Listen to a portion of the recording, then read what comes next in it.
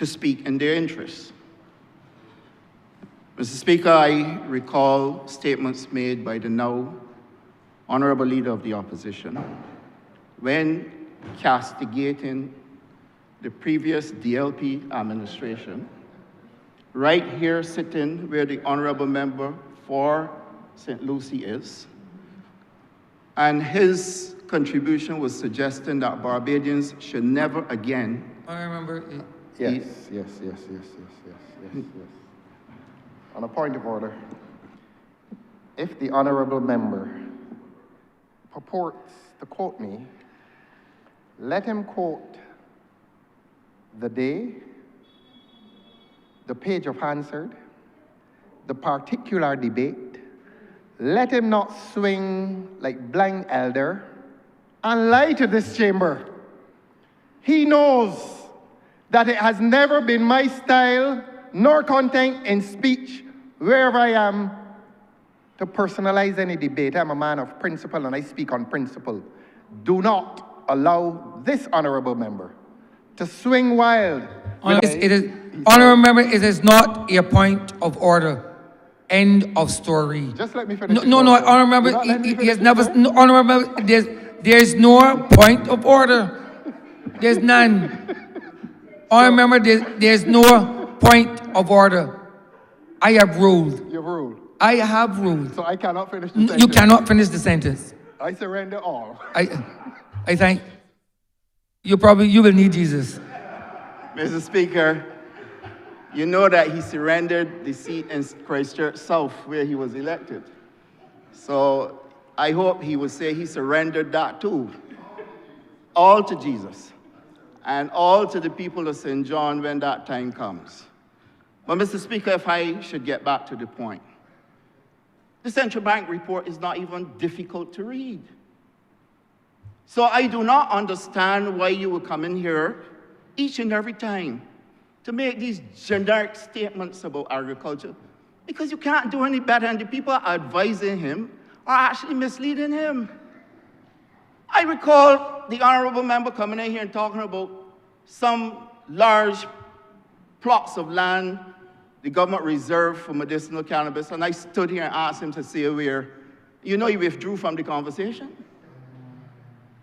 Because he is constantly seeking to mislead the public with a lot of political generics, as if people are interested. If you claim that people in Barbados are indeed suffering, and I myself have gone to the supermarket and stood in the line and watched people leave things in the trolley. Well, Mr. Speaker, you know what? I don't know why they left them. I don't. And I can't make the assumption because I myself have had things in my trolley that I left behind. I myself. Because you get to the counter and then you realize, look, I will leave something here because after all, I don't need it anymore.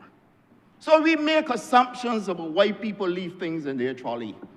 You have never gone and had a conversation with them, but you assume that they're leaving it because they can't pay for it. And that is the kind of judgment that we place on the people of Barbados.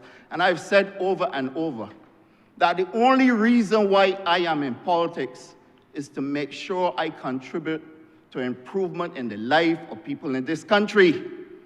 Politics is not about me. And if it was about me, I probably would be running all over the place too. But it's not. And I want to make that very clear because I find it extremely offensive that people would try to tolerate the political banter. But we can't waste 2.5 hours in a Parliament of Barbados that is the third oldest in the Commonwealth with a leader of the opposition not making a difference to ask the people of Barbados, here am I, how do you see me as a future government? It is not happening, Mr. Speaker, sir. Honourable member for Christchurch South. We're back to relevance. What's this? Honourable What is this speech about? Honourable member. What honestly is this speech about? Honourable member for Christchurch South, I have told you over and over again that I am the sole determining factor as it relates to relevance. No one else in this chamber possesses the authority to speak as it relates to relevance. I determine that. The story is finished. Honourable member for Christchurch South. And that is why, Your Honor, the appeal is made to you. And I have ruled. Recognition of that. I have ruled to you. It is no point of order. And whenever he does it, the honourable member does it, I'm going to rise. Honourable member, there's I'm no going to point of rise. order. Every time he is irrelevant. Honourable I'm going to member, appeal please to sit you. down. There's Yes, no I will, point sir. of order. Please will, take sir. your seat. Every time he does it, I come. Honourable member, please take your seat. Mr. Speaker, sir. Continue, honourable member. Mr. Speaker, sir. You know, there's a Barbadian saying that the Bajans tend to say when there's salt in your wounds, you're miserable. So if you're acting salty, I can understand why. But I'm only asking you to contribute to debate in this parliament and to do so genuinely. And if my ask of you is too much, continue. Now, agriculture output, as it relates to livestock, in the third quarter was also up 7%. And I bring these numbers to this House because I challenge the Honourable Leader of the Opposition to go to the Central Bank report and read what is reported there. And I don't think that is fair to the people of Barbados. Neither is it fair to this Honourable Chamber to have those kind of generics being spewed around here as if people do not have the ability to do their own research and to check. But what disappoints me more is that the Leader of the Opposition is a man that I used to admire. That's what disappoints me, because I expected better. And being the Leader of the Opposition, I would really love the best for him. But he's not asking it for himself, sir. And getting rid of me is not a problem, because this is not about me. Honourable member, speak to the chamber, please. This is not about me, sir.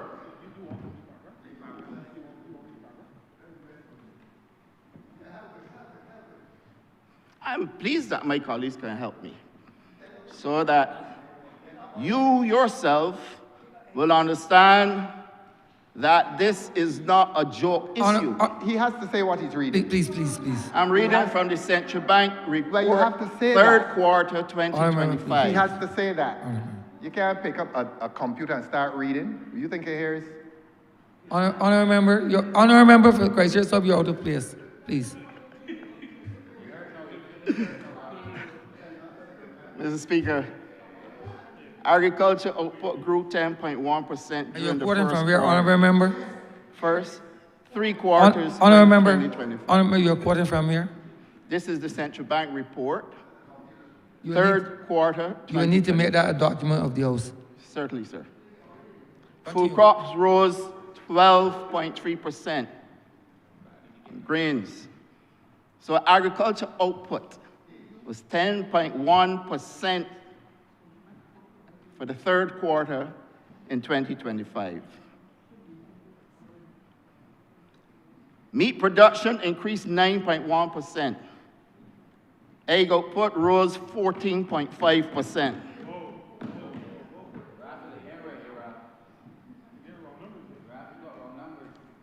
Pork expanded 3.7%, Mr. Speaker, and chicken production climbed to 2.7%. The overall Decline. production in agriculture was 10.1% in the third quarter. Mr. Speaker, the reason why I take this seriously is because I think there's a responsibility that we have in this parliament to come to this parliament and tell the country the truth. And you see this whole lot of filibustering and time wasting, it is not for here, Mr. Speaker, sir. We are living in times where people are actually judging us by our conduct. Mr. Speaker, when people can listen to a leader of the opposition saying agriculture production is down and that agriculture is in shambles, and the central bank report is showing a 10.1% increase in the third quarter. We have a problem with information being put out in this country from the opposition. Point of order, sir. Honourable member, brace yourself. Even if what he is reading is genuine, a 10.1% increase in one quarter, let me finish, sir, let me finish. Yes, continue. Does not speak to an increase over an entire year. It does not speak to a global increase over an entire year. Honourable member, And honourable member, there's no point of order. Honourable member, there's no wish. point. I wish. No, I do not wish for you to think. I wish. The honourable member for St. Philip South is quoting numbers. You have no point of I order. wish you would let me finish. No, you are not finishing. I'm not finishing. No, please, you're not. Honourable member, you're not finishing. There's no point of order. Again, I surrender. Surrender. Mr. Speaker, I am particularly embarrassed to note that I've said on 3 occasions for the third quarter, you cannot measure a quarter before it comes. So the fact that the opposition leader, the honourable leader of the opposition, does not know how to measure quarters is indeed a serious embarrassment, sir.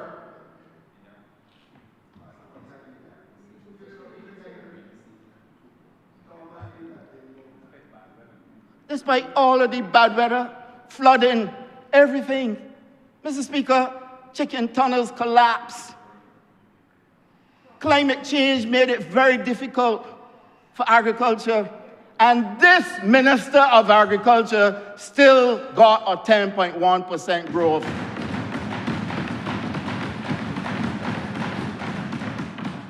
I mean, 3 quarters, I said 3 each time, you know.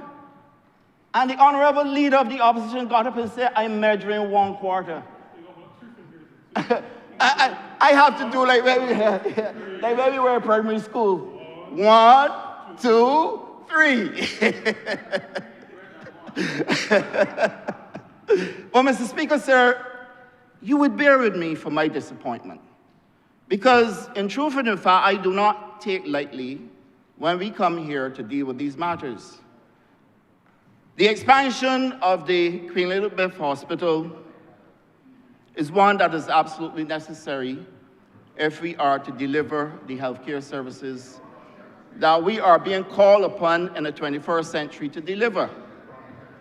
Now, the honourable leader of the opposition has a fetish with over on Bay Street, where the old Ministry of Health used to be. But he doesn't understand that the expansion work is supposed to seamlessly move from within the QEH over across to the other side so that the services can be delivered by way of a transit point between the two. And that if you have to do major surgery, sir, if you have to do major surgery, it is easier to traverse across in the system that is set up to get across than to come from out Bay Street to get to the hospital.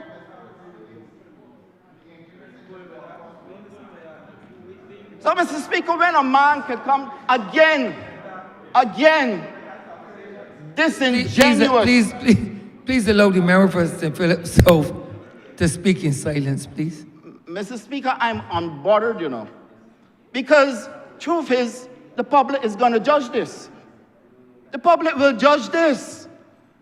And that for the delivery of health care through an expanded hospital where you can still seamlessly deliver the services rather than have to traverse from the hospital to Bay Street and Bay Street to the hospital, but you remain in the same space, Mr. Speaker, sir. Point of order is misleading the chamber.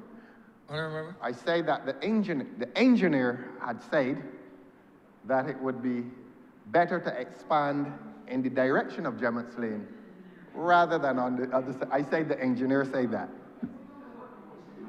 That's what I said. Understood. That's what I said, sir. Understood. I didn't say nothing about Bay Street. Understood. I say the engineer said it would have been better to extend across the Gemmett's Lane. But they gave it away. They gave it away. And now, Continue, Honourable. So, Mr. Speaker, sir, so that I keep in line with the debate that's before this House, I just want to make it clear that the purpose of the loan is to do with the delivery of health service in Barbados, and that the expansion to the hospital makes more sense to me to expand across than to go to Gemmitt's Lane. But, Mr. Speaker, the Honourable Leader of the Opposition is being advised by someone about agriculture, who myself I know quite a bit about, and I will wait until that time to expose that person. What I would like for the Leader of the Opposition to do before that time comes is to determine if that person can still run. Because, Mr. Speaker, what I have may not be so nice. May not be so nice. Mr. Speaker, you know, I spoke to the press this week. People ask about supplies for Christmas. I cannot allow this honourable member to use the privilege of Parliament to cast aspersions on persons who are not here, particularly when those aspersions are untruthful. Honourable Member for Christchurch South. No, I will defend people. Honourable Member. You cannot use the privilege of Parliament to do that. Honourable Member for Christchurch South. The Honourable Member for St. Philip South has not called any names in this chamber. He has Your not. Honour. Honourable Member, I am speaking. He has not called any names in this honourable chamber. Story finished. Story finished. There's no point of order, sir. Honourable Member.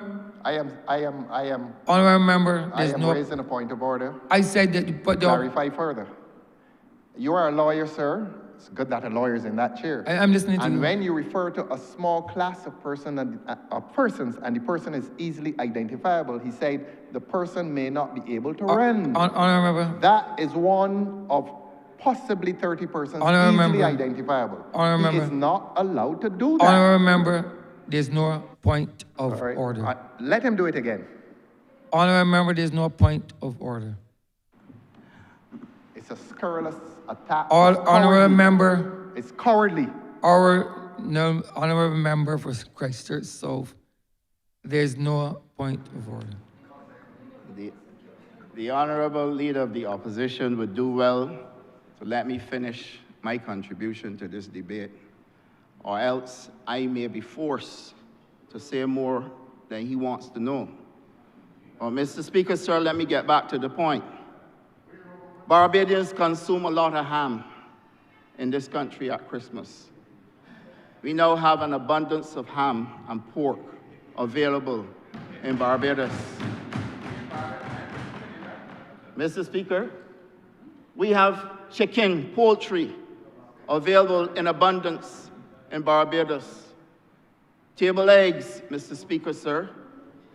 And these are consistent with the Central Bank report for the third quarter.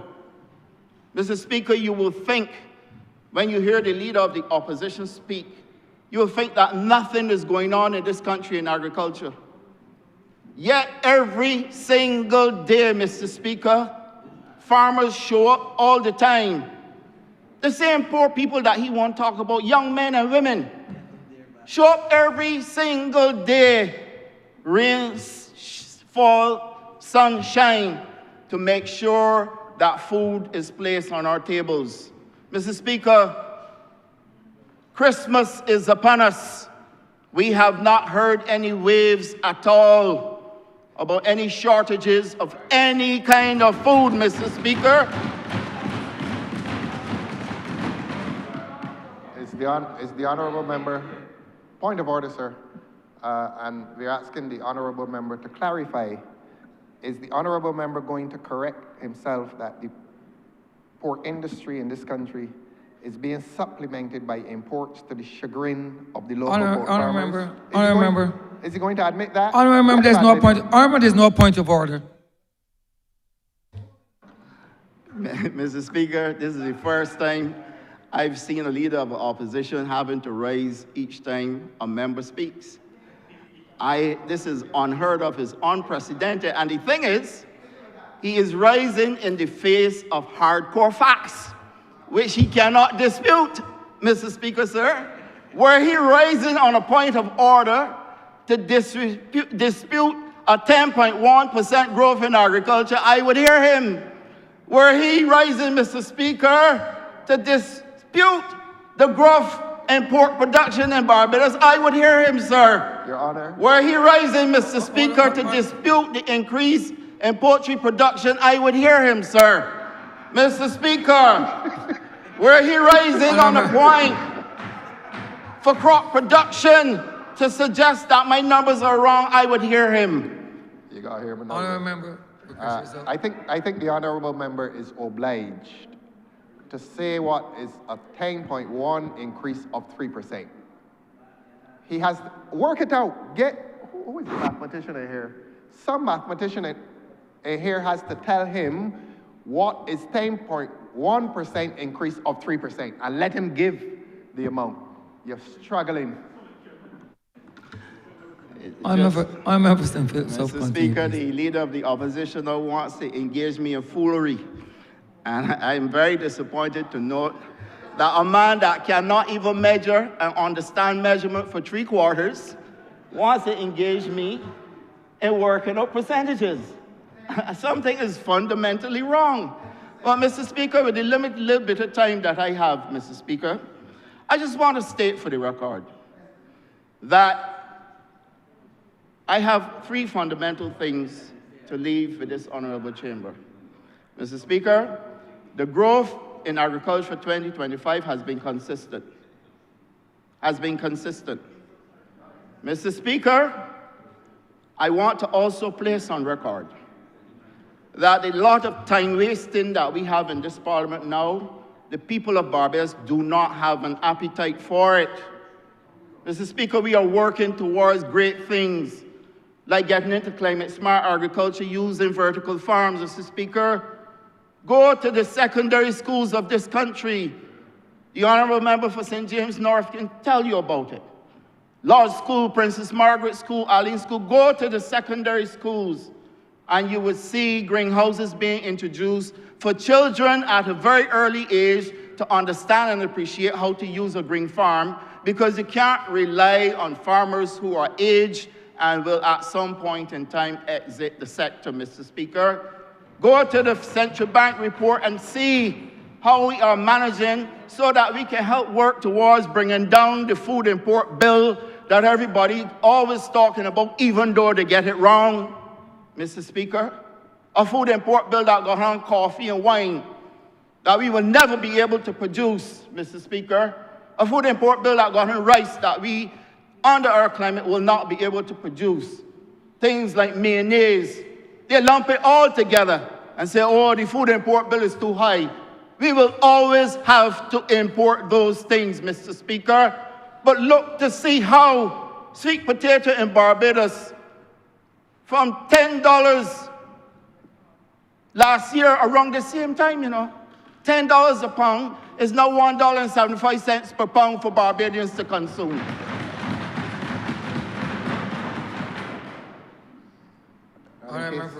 In case he's interested, I have worked out for him what is 10%. I remember there's no point. I remember there's no point. I've worked it out for him. I remember there's no point of order. I remember, there's no point of order. If I had his WhatsApp number, I'd send it by WhatsApp. There's no point of order. If I had it, I deleted it. I remember there's no point of order. Mr. Speaker, I am not the average member of parliament, and I wish the leader of the opposition to know that I take great offense to his behavior. It is unparliamentary. I do not see how somebody that's aspiring to lead this country will conduct themselves in such a manner. Let me hear your point of order, sir. Honourable member for Christ, so what is your point of order, please? What is your point of order? Honourable member, what is your point of order? I'm listening. I'm listening, Honourable. What is it? What is it? I'm waiting. I can't hear a word. I can't hear anything, sir. Let it die now. What's the point of order? What is he talking about, sir? Honourable, there's no point. Honourable, there's no point of order. Honourable, there's no point of order. Honourable, there's no point of order. He's a behavioral therapist. Honourable member, there's no point Is he of order, not a please. behavioral therapist? What's he talking about? Honourable, please take your seat. Irrelevant. Continue, Honourable for St. Philip South. Mr. Speaker, I'm amazed. This reminds me of a brother that I know who owns over 2,500 black belly sheep. In Barbados, in St. John, in a wall house, upstairs and downstairs. And the honourable leader of the opposition knows the person too. It reminds me, sir. Honourable, the point of order. Again, the honourable member is using the privilege of the House to make scurrilous statements about people who are absent and cannot defend themselves. Honourable member. I don't know. Honourable member for Christchurch South. I am the sole person vested with the authority to determine relevance and whether or not the standing orders are being breached. I am the sole person vested with that authority. Continue, Honourable. Mr. Speaker, may I continue? I remember we have 2 more minutes. I don't even need 2 minutes, Mr. Speaker, but thank you. So that, Mr. Speaker, I just wish to place on record that this government has basically been involved in transformative work since 2018. Mr. Speaker, I do not think of a time when this entire world had been placed on standstill, literally, like it was in 2020-21 during the COVID pandemic. When no economy in the world was allowed to function as it ought to, Mr. Speaker. And this government led this country through that period, Mr. Speaker, with Barbadians coming out, going through a recovery period, and that, Mr. Speaker, all Barbadians are better off due to the leadership that was brought to this country during that pandemic than they would have been under, from what I can judge here in this parliament, than they would have been were another government in power led by the honourable leader of the opposition. So, Mr. Speaker, I am very clear that whilst there are challenges in agriculture, and I would not lie to this honourable chamber, there are challenges. You have climate, you got unpredictable rainfalls, you got droughts, you got pests, you got all kinds of diseases. But we have been able to manage through all of that, to bring some stability to this sector, Mr. Speaker, and I will close on this point. This government never went to Answer Merchant Bank to take out $200 million to spend on a project in agriculture that never come off. And the honourable member for Christchurch East Central under IMF program had to pay back that money on behalf of the party that he leads, Mr. Speaker, sir. And you come in here and want to talk about wasting government money and putting burden on taxpayers, Mr. Speaker. Let us account for that money that was borrowed from Answer Merchant Bank, and I have the files. I'm prepared to come to the Public Accounts Committee that the honourable leader of the opposition leads, and let us go through the file, Mr. Speaker. Because the only way we can get the people of Barbados to understand that there is one set of people in this country that are serious about taking this country forward under a Barbados Labour Party-led government, compared to an individual, Mr. Speaker, sir, who's only interested in himself and would prepare to come in here and tell all kind of untruths and bluff and waste time, Mr. Speaker. 2.5 hours of wasted time does not sit well with me. I am elected by the people of St. Philip South. You were elected by the people of Christchurch South, and you left them. So, Mr. Speaker. Honourable, please wind up. So, Mr. Speaker, again, I wish to thank you, and I wish to state again that agriculture in Barbados is rising. And I wish to urge the Honourable Leader of the Opposition, when he comes to this chamber, at least do some kind of research before you come and make a substantive point to the debate. I'm obliged to you, Mr. Speaker, sir. Honourable Member for St. Michael North. Thank you, Mr. Speaker, sir. I rise right off the bat to lend my voice and support to the resolutions before the House. Mr. Speaker, the Honourable Leader of the Opposition must be congratulated for mastering the art of speaking in an extended manner and an extensive manner without connecting with the substance of the bills, the resolutions before this House. He has mastered the art of using words, sometimes eloquent words, and more so theatrical words. He has mastered the art without delivering substance. And unfortunately, Mr. Speaker, sir, I have to agree with the speaker who just sat in indicating that it is unfortunate that our leader of the opposition chooses to comport himself in such a deplorable manner, in such a reckless manner. And unfortunately, sir, I believe that he is doing an injustice not only to himself, to the party that he represents, but more so and more importantly, sir, the people of Barbados. Mr. Speaker, I have nothing within which he spoke for the last 2.5 hours when he did speak to really respond to, because again, there was no substance and really no connection to the bills before the House, the resolutions before the House. But there was one word or one phrase that jumped out at me, and that is when he described the QH as a disaster zone.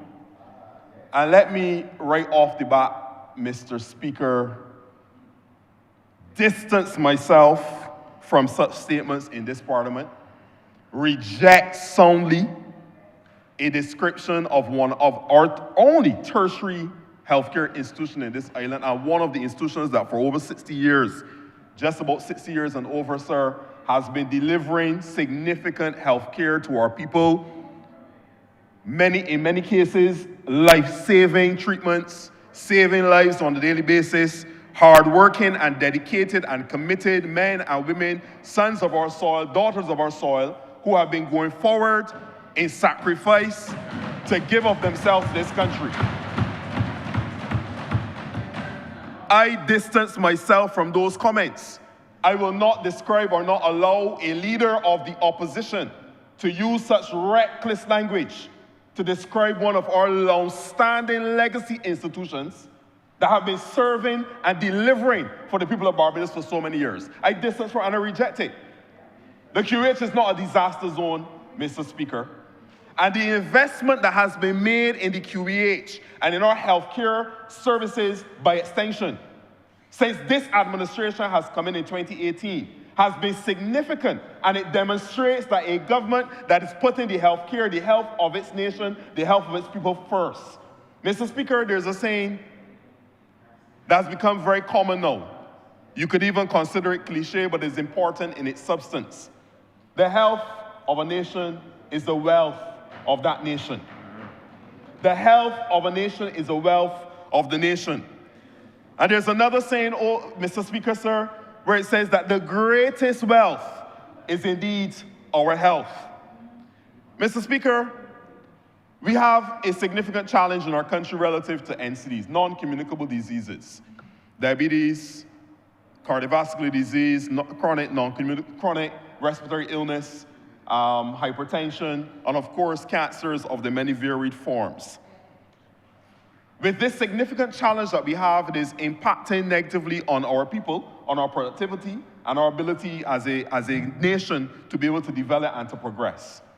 8 out of 10 of our people, Mr. Speaker, are dying as a result. 8 out of 10 of our adult deaths in this country, Mr. Speaker, as a result of non-communicable diseases. And therefore, these alarming statistics suggest to us and instruct us as a government that cares about its people and the development of our nation to ensure that we invest in the infrastructure, in the systems, in the structure, in the policies and the people that will be able to help us to deliver improved healthcare services to our nation. And that is why this resolution today, taken as a cognate debate, is absolutely critical. Because one of these resolutions today is to acknowledge the fact that we are now receiving support to be able to invest in the infrastructure, to further build out and expand the infrastructure of the QEH, to improve on the delivery of healthcare in our country. This is not a fly-by-night plane, this is not a joke, a debate or discussion that we're having in this parliament today, Mr. Speaker, sir. This is a very important conversation that we need to be having, where we are speaking to the investment that the country is making in the delivery and the improvement of its healthcare in our country. So at $300 and almost $400 million, Barbados dollars investment, Mr. Speaker, sir. Almost 300, just under 400 million dollars being invested in a facility that will, over 42 months, allow us to be able to build out 2 buildings, 2 structures that will house many services that would improve healthcare in our country. 1, we're improving and adding an outpatient clinic, a patient's ward, a burns unit, an improved and expanded laboratory, an oncology center, and of course, administrative offices as well. And why are these things important? It may sound to the average person who's listening that this is just another building, but these are services that are going to be delivered to help our people to be able to handle the various health challenges that they're going to face. For example, when this facility is built out, we will expand the existing QEH capacity by 40%. That is 40% more space, more capacity. And included in that, Mr. Speaker, sir, is a burns unit. Now, the QEH would have had, based on what I have been told, a burns unit many years ago. Because of changes in administrations, changes in policies and approaches, that burns unit was replaced, and it is no longer there. We are now, as a forward-thinking administration and government, seeking to ensure that this establishment that we are building out, this infrastructure and this expansion that we are bringing out, it is going to allow us to be able to establish a burns unit once again. Now, Mr. Speaker, why is that important? As we're looking at the future, as we're looking at a country that is seeking to become a green and a net carbon zero country and economy by, I think, 2030, there will be a thrust towards electric vehicles. So, of course, with an increase in the demand for and the supply of electric vehicles in our country, we know that these, based on what we're seeing across the globe, we know that these can have the risk in some cases of creating combustion, and you can have persons who, unfortunately, will encounter more burns and more accidents along those lines. So with that, we're going to have a burns unit, and not only when it comes to electric vehicles, but of course we know that there are fires that take place from time to time. And we need a space where we would be able to treat to those situations when they do occur. Because these are eventualities, these are real things that we have to deal with, and we have to face.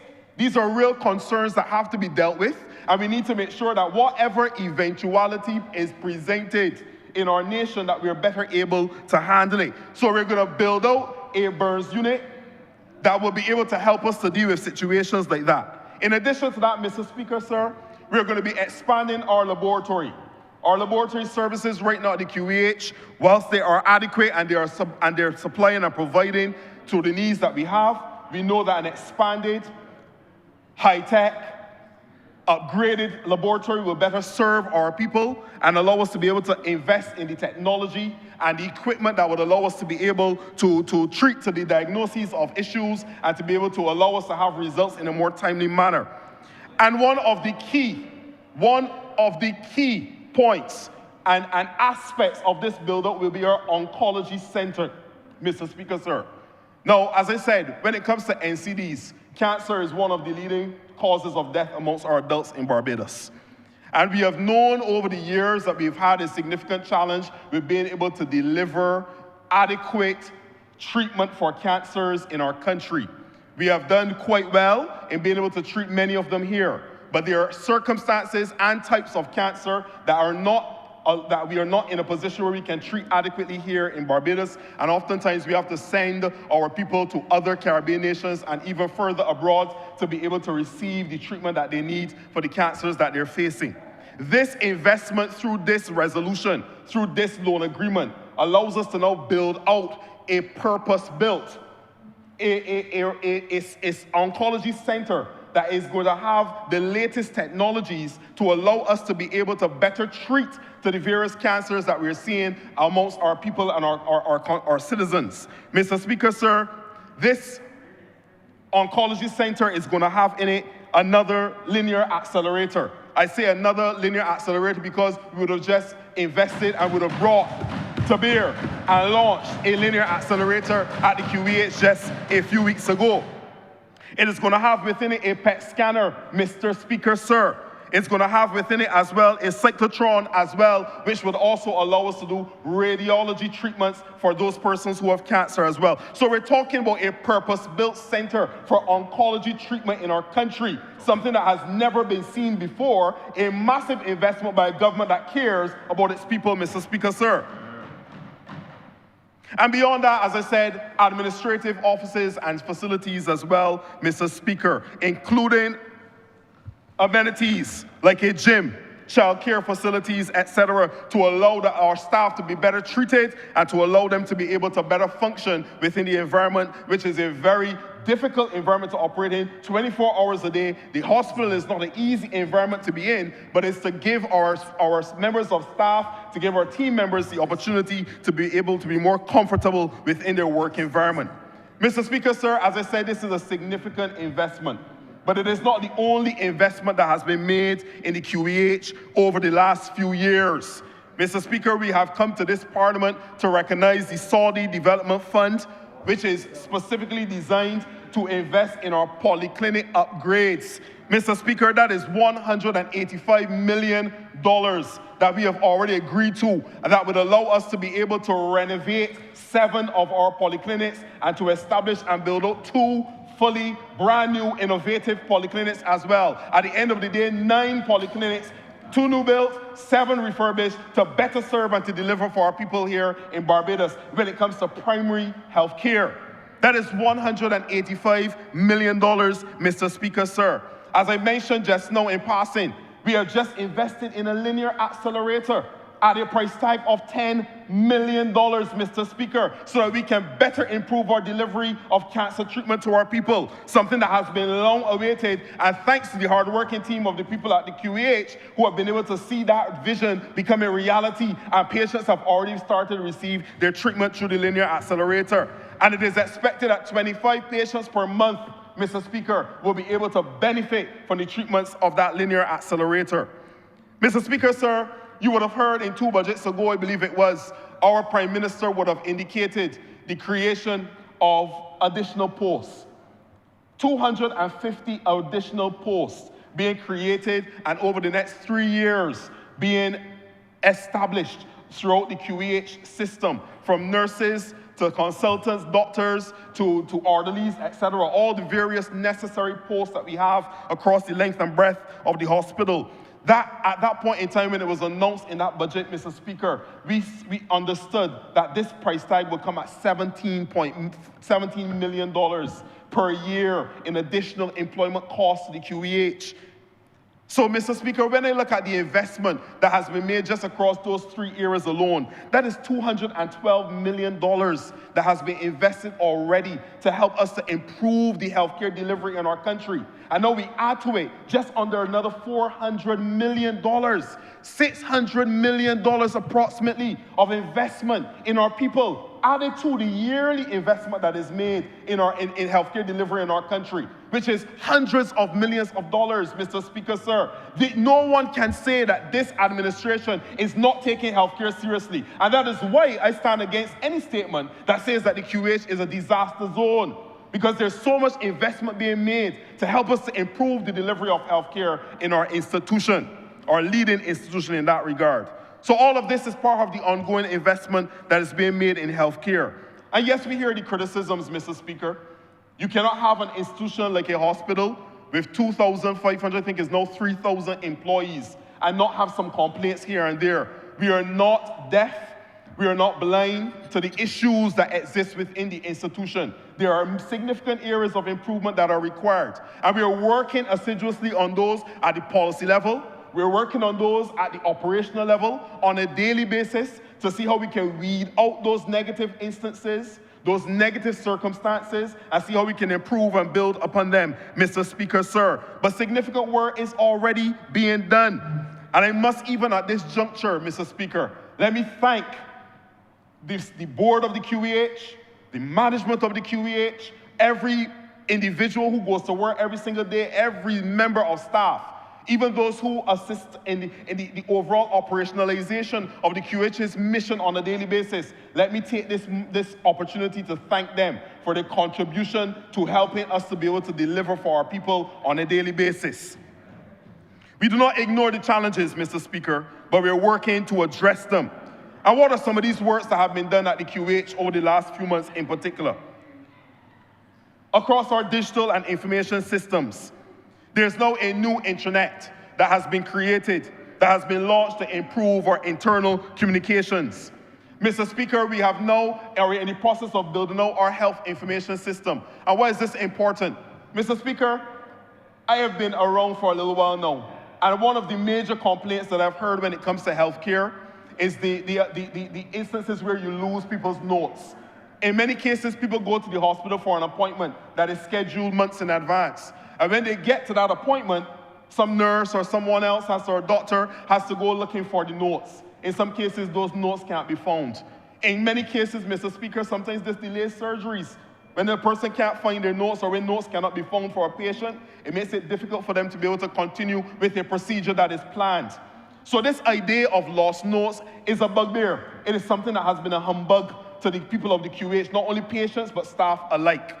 When we now move towards what is called a health information system, a system that allows us to not only have a digital health record for every citizen, but it allows us to be able to identify within that system what medications need to be prescribed, what is the diagnosis that has been identified, what is the prognosis, and what are the steps that need to be taken on that person's health trajectory and that person's that person's treatment plan. That information now is going to be held and compiled in one space that now doctors and other persons within the healthcare system will have access to, Mr. Speaker, sir. So the idea of lost notes and lost files will become a thing of the past, Mr. Speaker, sir. So we've made significant progress when it comes to the development of the health information system, and with that, we've already undertaken and has already commenced the digitization of our health records of our people. And I believe, Mr. Speaker, that in the coming weeks you will hear some more as we make announcements relative to the launching of the health information system. In addition to that, Mr. Speaker, sir, still in the vein of digital improvement that we are making, we are improving on our HR information systems as well, and a system is being procured as we speak. As I move on to service expansion and, of course, our facilities, in addition to this particular expansion that we're discussing today, which will allow us to have those various suites and facilities and services that I mentioned earlier, there is existing expansion taking place and improvement taking place within the existing facilities. This government invested significantly in the expansion and the enhancement and the improvement of the existing accident and emergency, Mr. Speaker, sir. Another significant multi-million-dollar investment that was made to improve the current plant and to allow persons to have more room, more space, clinicians to be able to operate in a better environment.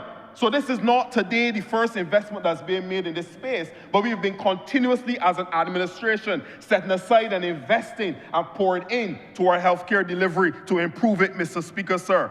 Another $130 million in capital expenditures on the cards for the QEH, Mr. Speaker, sir. Another $130 million in capital works is on the cards, has already gone through the approval and procurement process in many cases to further expand and improve our healthcare institution there. One of the major projects in that capital works project, suite of things, Mr. Speaker, sir, is the expansion of the Lions Eye Care Center, and more specifically, to replace and repair the roof of the Lions Eye Care Center. As it relates to service delivery, Mr. Speaker, sir, because whilst I can agree and appreciate that everybody will not have a satisfactory experience when they go to any institution across Barbados, I must say that the constant and negative attacks when it comes to our Queen Elizabeth Hospital, I believe in many cases are unmerited and unwarranted. And I believe that they are doing, Mr. Speaker, an admirable job. And I believe that when it comes to service delivery, there are significant things that are being put in place to further enhance the delivery of service within that institution. One improvement that has taken place over the last several months is that there has been enhanced public engagement by the team at the QEH. There have been multiple town halls allowing persons from the public, Mr. Speaker, to be able to come to the QEH and to sit down and to hear from the leadership. What is the plan? What is the vision? What are the strategies that will be used and employed to better serve and deliver healthcare service to our people?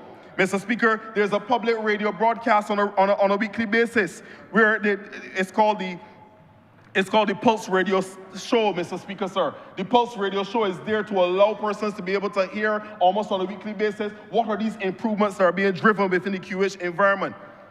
One of the key strategies that has been employed is the introduction of the role of service improvement managers, Mr. Speaker, sir. These persons have the sole responsibility of going through the entire system of the QEH and looking to see where things can be improved, looking at the workflows, looking at the movement of patients, looking at how we admit, looking at how we discharge, looking at how doctors speak to patients, how they interact with their co-workers, looking at the entire system of the QEH. So these service improvement managers have a tremendous responsibility to help us to move from where we are to move to an even better position. And we already have 3 service improvement managers on the ground in the QEH doing the work that we've asked them to do. And there's an additional 1 person that is going to be acquired in the next few months to be able to be added to that slate of persons as well, Mr. Speaker, sir.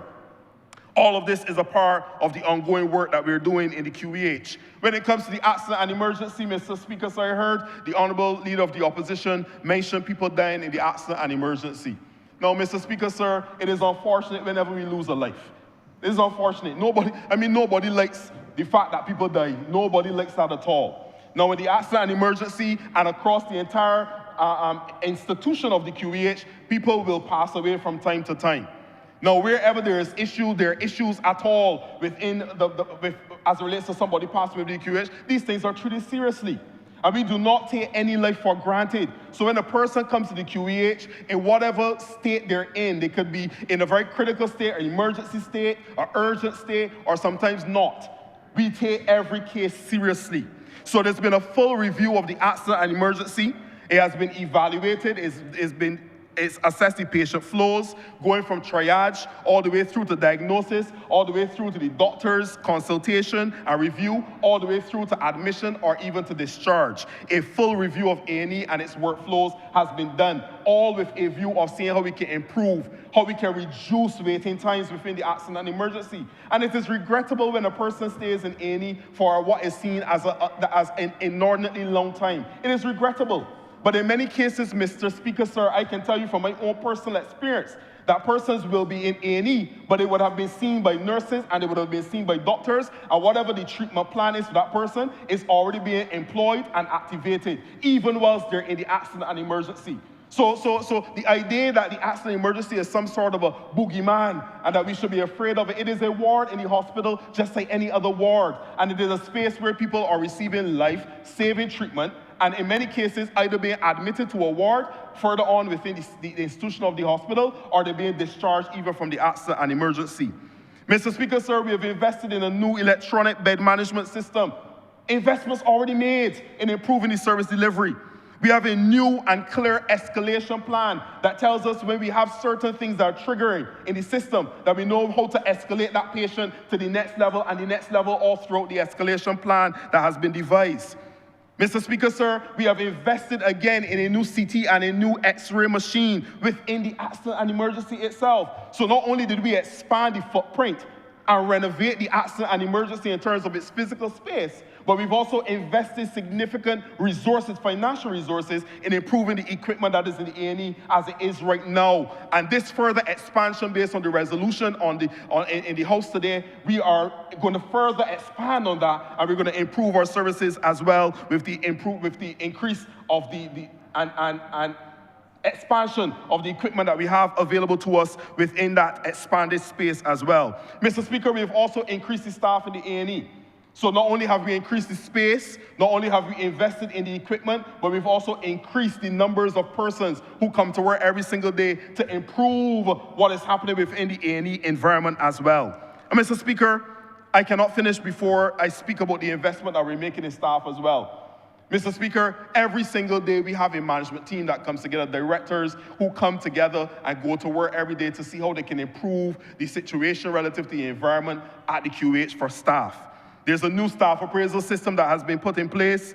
There's the introduction of a mandatory training program which says that each position should have X type of training or Y type of training, and it ensures that you are synced to receive that training and benefit from the learning that would allow you to be able to better produce in your role. There's a new staff engagement plan that has been rolled out, Mr. Speaker, sir, inclusive of health checks, mental health support, and of course, as I mentioned, even with the expansion that we're discussing today, there will be a facility created for a gym so that persons will be able to use that gym facility that's close to work and then be able to go on from there. In addition to that, there will be nursery services that will be provided to allow staff who have children to be able to have a space, a safe space, where their children will be able to stay so that they can continue producing and doing what they have to do. So no doubt, Mr. Speaker, the QH and our healthcare system in its whole is going through a period of progress and improvement and enhancement. We are not perfect. It is made up of imperfect individuals. But I believe that this government, and I believe that the people within the Ministry of Health and Wellness are going to work every single day to see how they can best deliver for the people of Barbados when it comes to health care in our country. There will be some issues along the way, and as I think a former Prime Minister said, when those issues come, we will face them and we will fix them. And that is the mission that has been adopted by this administration. It has been adopted in particular by this Ministry of Health and Wellness. I support this investment. As I said, Mr. Speaker, we're talking hundreds of millions of dollars. And based on all that I said today, we're talking billions of dollars that have been and that will be over the next few years invested into improving and enhancing, building out and developing our delivery of healthcare within our country. We take it very seriously what we're doing, Mr. Speaker. And we're not going to be distracted or sidetracked by anyone who wants to come and poo-poo the efforts that we're making, the efforts that we're seeking to make, and the investments that we're making to be able to better serve our people in this country. Mr. Speaker, sir, there's so much that can be said relative to what is happening at the QBH and the improvements that are already taking place. I saw a survey, Mr. Speaker. I saw a survey, and those results will be released in due course to the public, to the general public, and for public consumption. But it speaks to the improvement that is taking place and the perception of improvement that's taking place by the average person in Barbados. That does not mean, Mr. Speaker, that there are not issues that need to be faced. And that does not mean that every single person in Barbados who engages with the QEH or any other part of our healthcare system does not have an unfavorable experience. But we are working assiduously on a daily basis to see how we can reduce those negative instances and improve and build on the positive things that are happening with this environment. So I support this resolution, Mr. Speaker, wholeheartedly. I believe that these funds, as borrowed, will allow us to be able to get where we need to get quicker. in the next 42 months, and it is believed, Mr. Speaker, that the groundbreaking is going to take place very early in the new year, and that 42 months would allow us to be able to see this entire architecture being built out and the designs and everything coming into full view, and it would allow us, therefore, within 42 months to really start to see some improvement taking place. But we're not waiting, and that's the whole point of what I'm saying today, we're not waiting for that to be done to be able to improve and enhance on what we're doing. Every single day, enhancements and improvements are taking place. So with those few words, Mr. Speaker, I'm obliged. Honourable Member for St. Michael South Central. Thank you, Mr. Speaker.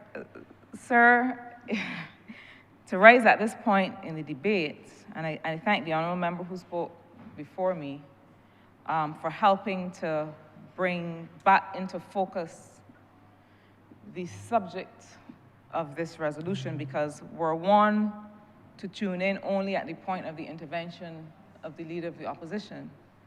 One would be very confused about what we were discussing here today. But sir, I thank you for the opportunity to speak to these two very important resolutions on these special loans. The young people who were with us this morning acknowledging the 16 days of activism to end gender-based violence shared a pin with us that says, "I pledge to stand up for what is right, even when it is difficult." And I think that the fact that that was pinned against his breast and perhaps not clear for him to see meant that the Honourable Leader of the Opposition perhaps did not receive that message before he got to his feet. Sir, I feel very strongly that Barbados has worked hard to evolve a mature democracy. And I regret that the example of that democracy that those young people will have been forced to witness by the time they took leave from us included the kinds of what I would call uncharitable and undignified references to the work of the government of Barbados that we heard today. I believe that all Barbadians want to hear and want to see transparently what government is doing in its name, the work that government is doing on its behalf. That is the reason that this government is at pains to have reformed the method by which we bring financial information to the public, to have, as part of our estimates conversation, a full questioning by this chamber of what has been expended and what the government proposes to spend. The Honourable Member for Christchurch East Central, who led the debate on these resolutions, made a reference to the exact part of the estimates document that will show to Barbados and all who are interested exactly what that expenditure is, what it was used for, where expenditures were not made, where the targets for capital work spending were not met. Because these are things with which we have to come to terms as well.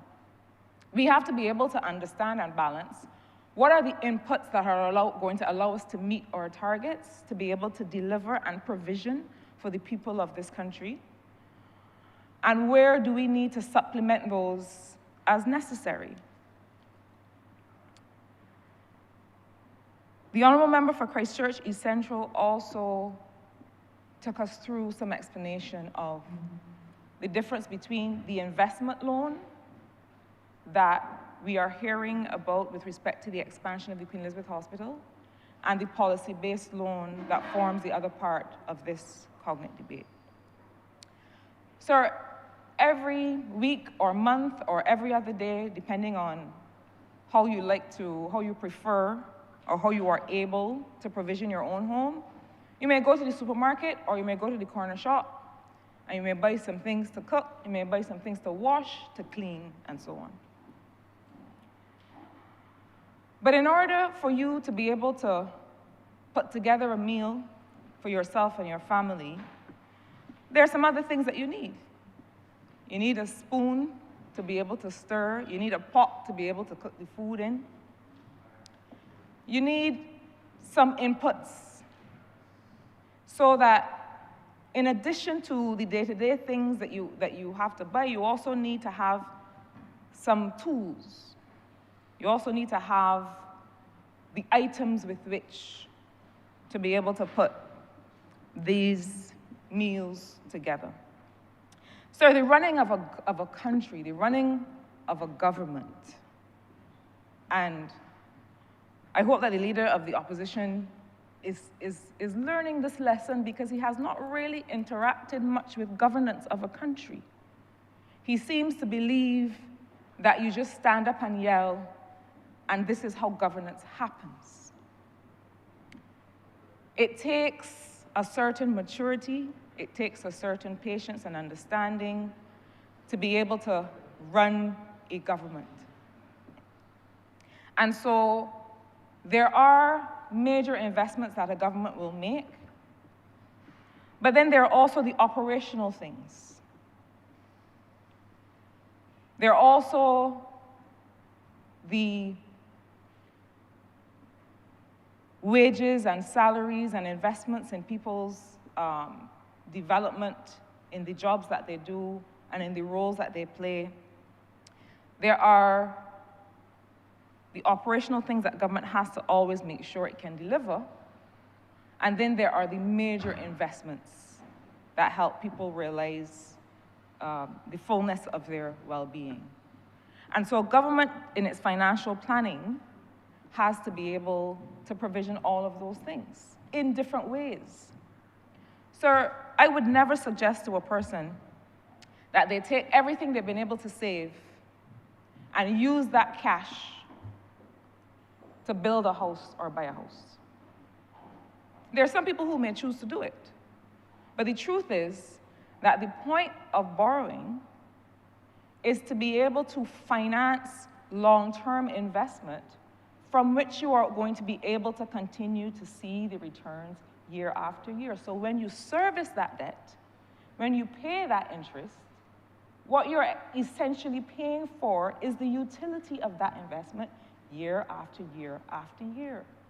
That way, you hold on to your liquidity, your cash, for the kinds of things for which you need cash. That is a simple difference. That is a simple reason that we choose to finance major investments. That we don't look to pull in all of the revenue and all of the cash and build a geriatric hospital or expand the QEH. Those are long-term investments.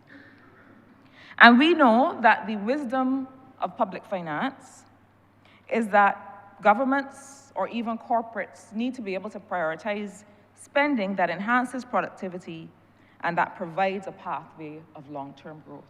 The experts will advise you to borrow for that reason. But not only that, we see countries, sir, Barbados is today at what? 99% debt to GDP, about. Sir, there are countries, developed countries, that are way beyond that. The US, I believe, is over 100%. There are other countries, sir, that have a higher debt to GDP ratio than Barbados. But their debt is considered sustainable. Why? The test of whether a country's debt is sustainable, in other words, whether or not it will become a burden to generations today and in the future, is whether a government can easily service that debt without sacrificing investments in long-term growth and productivity. It's really that simple. And to the extent that this Barbados Labour Party government has done what a previous DLP government could not manage to do, sir. A former Minister of Finance used to come in here and throw his hands in the air and ask, what would you have me do? And I could never understand it. Because it seems to me that an administration or a government that has laid out a clear pathway to be able to pay its bills, not only to the international community, but also domestically in circumstances where the government of Barbados was made shame right here at home by the fact that we could not pay service providers. And if we were not paying service providers, where is the growth coming from that the Honourable Leader of the Opposition is looking for or talking about? It is only when we are able to put that money back in people's pockets. It is only when we are able to pay people on time and make sure that they can continue to invest in their businesses that we see the kind of growth that he is looking for. But sir, I spent many years, maybe not many, but some years alongside the member for Christchurch East Central, working on what that debt portfolio composition should look like and seeking to explain it bit by bit and piece by piece to the people of Barbados. And we will continue, this government will continue to do that. But sir, I also want to get to the substance of the investment loan that is here. The 316 million Barbados dollars that is to be used for the purpose of the expansion of the Queen Elizabeth Hospital. I grew up, sir, and as I make reference to my childhood, please allow me to express my condolences to the family, friends, and colleagues of the now late Maurice Norval. I called him Uncle Maurice growing up because he is the father of my childhood best friend. And I know that this country will miss the energy and professionalism of his broadcasting and really the life that he brought to us all on the airwaves and beyond. But, sir, I grew up going to what we call Lady Mead Polyclinic. It's Sir Winston Scott now. And that was, for me and my family, the core of our access to healthcare. At that polyclinic, we got dental care, eye care. My mother was able to access antenatal services. Essentially, the polyclinic was the first and, hopefully, because of QEH's tertiary treatment, hopefully, really, the first and only point of healthcare access for many families. And I say that because as we invest in the Queen Elizabeth Hospital, and I acknowledge the information shared with us by the Honourable Member for St. Michael North about the concurrent investments in polyclinics and others, I want us to always remember that it is the care delivered at that level, the care delivered at the level of the polyclinic, at the primary healthcare level where we are teaching people about nutrition, where we are making sure that people understand how to care for their teeth, how to care for their eyes, how to care for their toenails and extremities if they may already be considered at risk for certain kinds of illnesses. But it is at that point where the interventions that you make are more of a counseling and guiding nature and preventative nature. And I cannot emphasize enough that the more we spend there, and with other more creative ways of encouraging people to take care of their health, the less we will have to spend on the kinds of interventions that are itemized here in this resolution. These investments are necessary now. They're necessary now because, regrettably, we have reached a place in our NCD status where we have now to try and manage a heavy burden of NCD care. If we invest more in primary care, it means that we do not have to make such tremendous investments later on in the healthcare system. But I mentioned Sir Winston Scott Polyclinic, sir, because I am mindful of the relationship, not just between primary and tertiary healthcare, but the relationship between the institutions that together keep Barbadians well.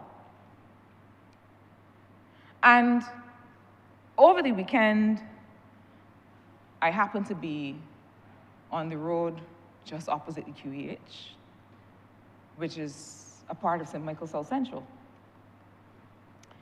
And talking to the folks out there, I was also reminded of many conversations we had about how the expansion, any expansion of the Queen Elizabeth Hospital on its current site or over to the Enmore site on the other side of the road would and will have to include the community of which it is a part. Bannister Land, honourable member. Thank you, sir. Delamere Land, Bannister Land, Campaign Land. Yes. Sir, you know, institutions matter in more than their functional capacity.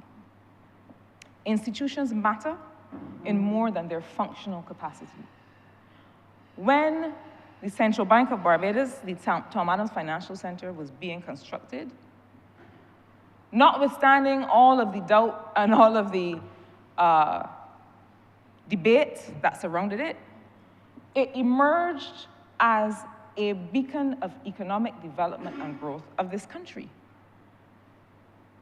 At the time, it was the tallest building in town that said to the people and communities around it,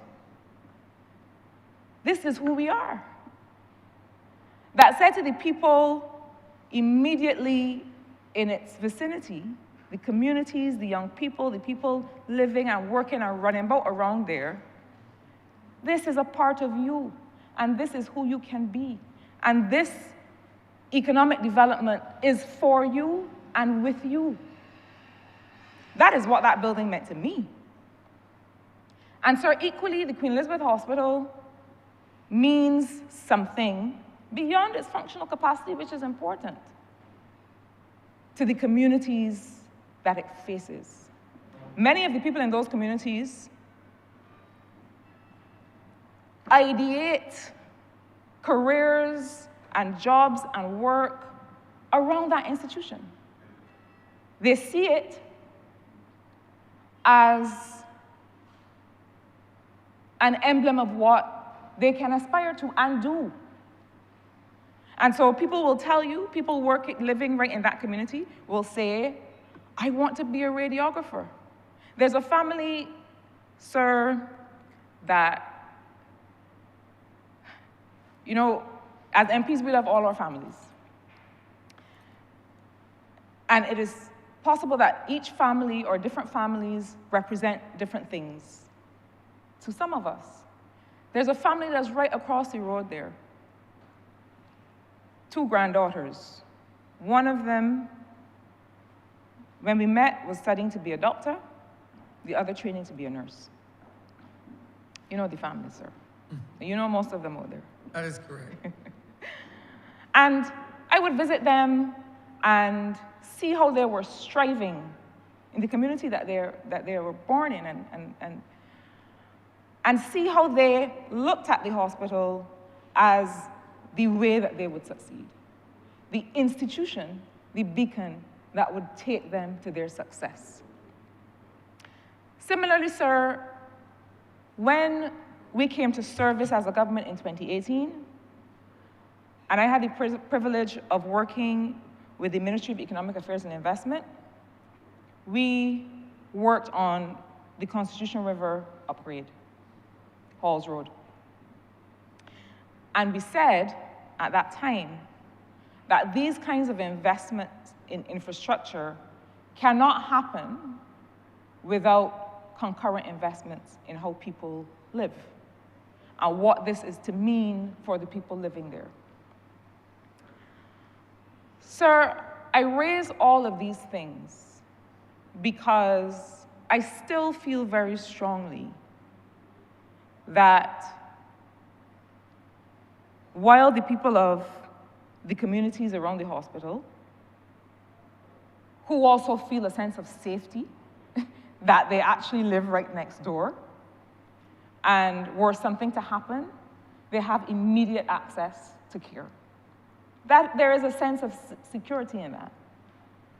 But they also feel very much that they must be and want to be a part of the redevelopment of that area, a part of the redevelopment of what that area offers to Barbados. Sir,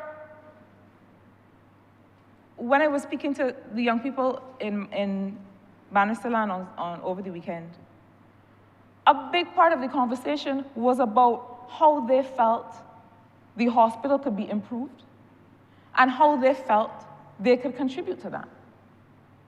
Sir, perhaps just before COVID, I also had the opportunity to go with the then Minister of, well, both Ministers of Youth, Sports and Community Empowerment, the then Minister and the subsequent Minister, to look at the development of the area immediately opposite the hospital that people now use for parking. Sir, in those discussions, in which we included people from the community, we heard lots of stories about how that area used to be used, how much cricket used to play, how many teams were born right in that patch, right there. And there was a sense of loss. There is a sense of loss. That area that has meant so much to this community is not now enjoying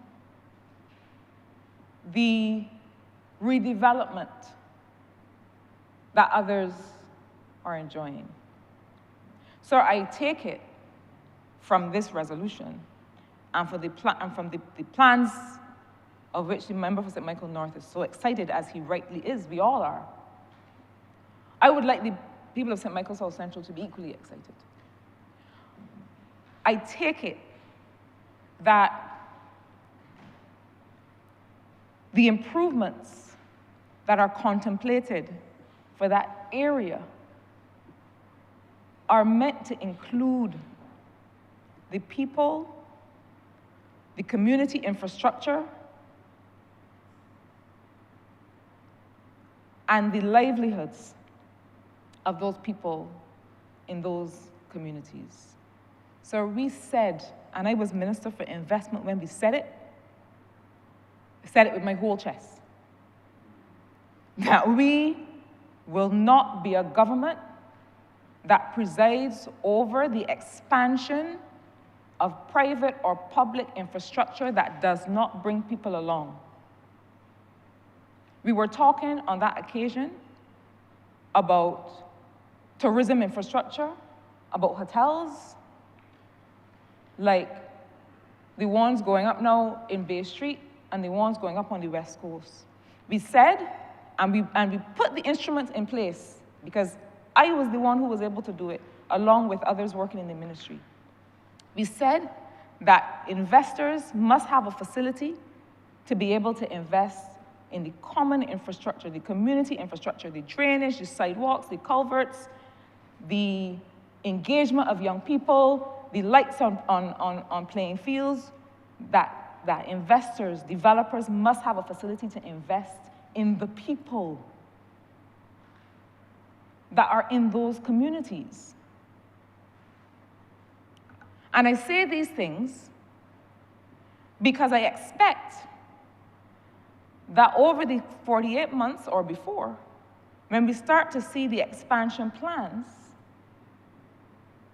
that those include, you know, one of the things the guy said to me on Saturday, sir, was, you know that right now, if you work at the hospital, there's nowhere for you to get healthy food to eat.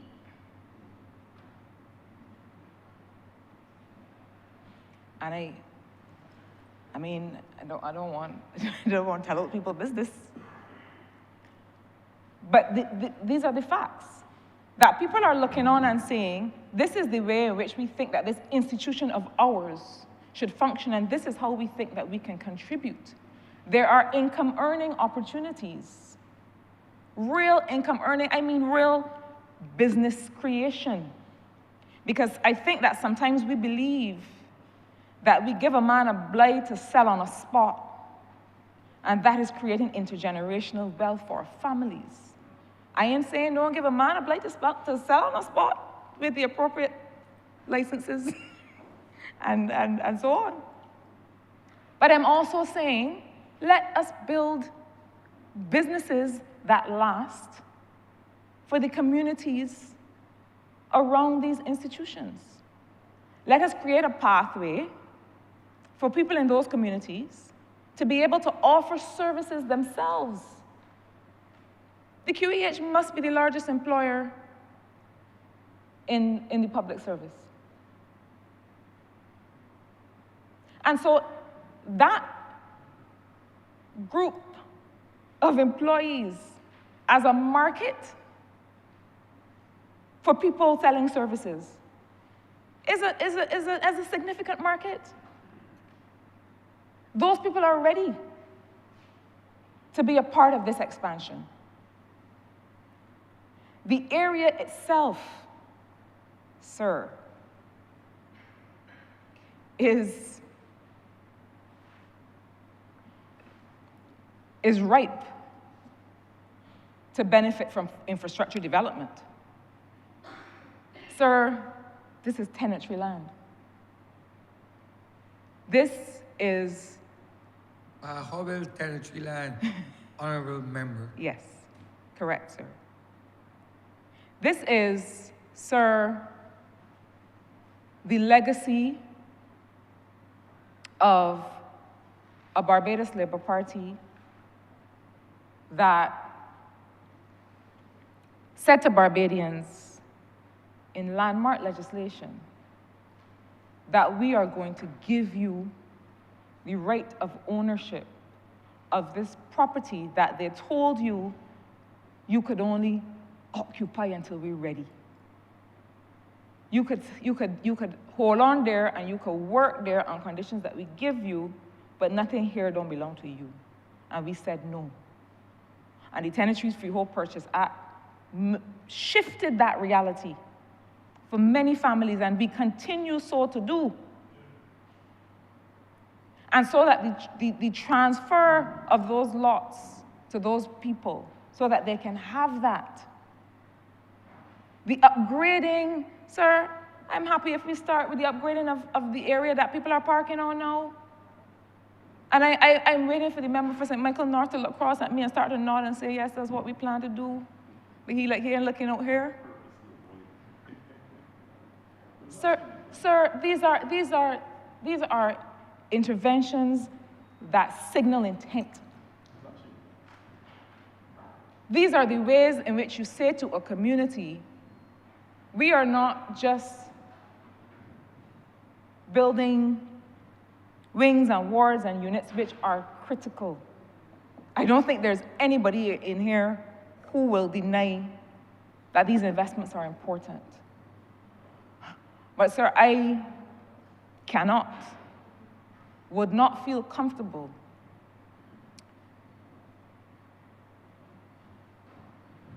seeing and being involved in a development of this nature in this area, in town, just like Central Bank was in town and started to mean so much for people, that does not simultaneously upgrade the living conditions of people in that community. Sir, the fact that the test of good debt is the extent to which it enhances productivity and provides a pathway for people to be involved in the long-term growth of the country means that the test of this loan for this expansion is whether it is able to do that for the people of Delamere land and Bannister land and Campaign land and Bridgetown and all of the surrounding areas. Let us have the same investment in people's lives and livelihoods that we are making in people's health care. They are part of the same equation. If people are able to earn and recreate and feel proud of where they are from, they are more likely to be motivated to take care of themselves and their health. And so, sir, I support these resolutions, and I look forward to seeing how they help develop the communities around them. I'm obliged to you. Honourable Member for St. James South. Thank you very much, Mr. Speaker. I'm very happy and proud to be able to not only add my voice, but to lend my support to this loan that we are acquiring for the betterment of this country. I want to sincerely thank the Honourable Member for St. Michael North, who spoke with such passion as he explained what Barbados would be receiving as a result of taking such a loan. And I particularly want to thank them for this because of the possible impacts on the people in St. James South. As an MP, I've been to the homes of my constituents, and from time to time, I've butt upon persons who suffer with cancer. And cancer, Mr. Speaker, is probably one of the most devastating diseases, illnesses that a human being can grapple with. And for many people, it feels like a death sentence.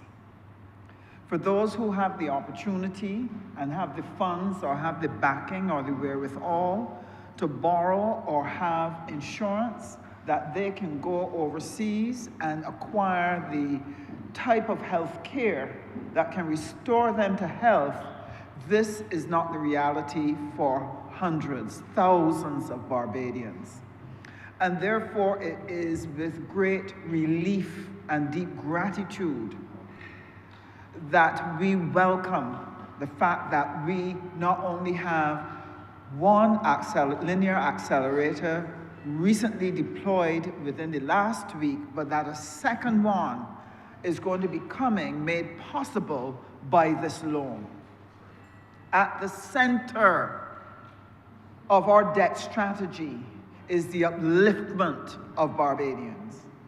At the center of that strategy is the understanding that every single Barbadian cannot do for himself or herself what they would like to do or need to do, and that a caring government would have a strong social strategy to reach out to those people, to lift their burdens and give them a chance. And that is what this loan will do. Oncology,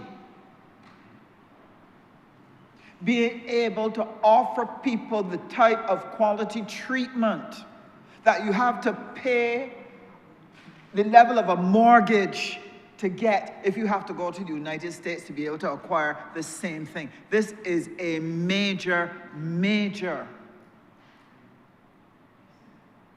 achievement for a small developing country like Barbados to be able to offer its citizens. And sir, I have no doubt that those who live near us in the OECS, who may at times need to access these services, once we have capacity, they will be able to acquire this. This is life-saving investment.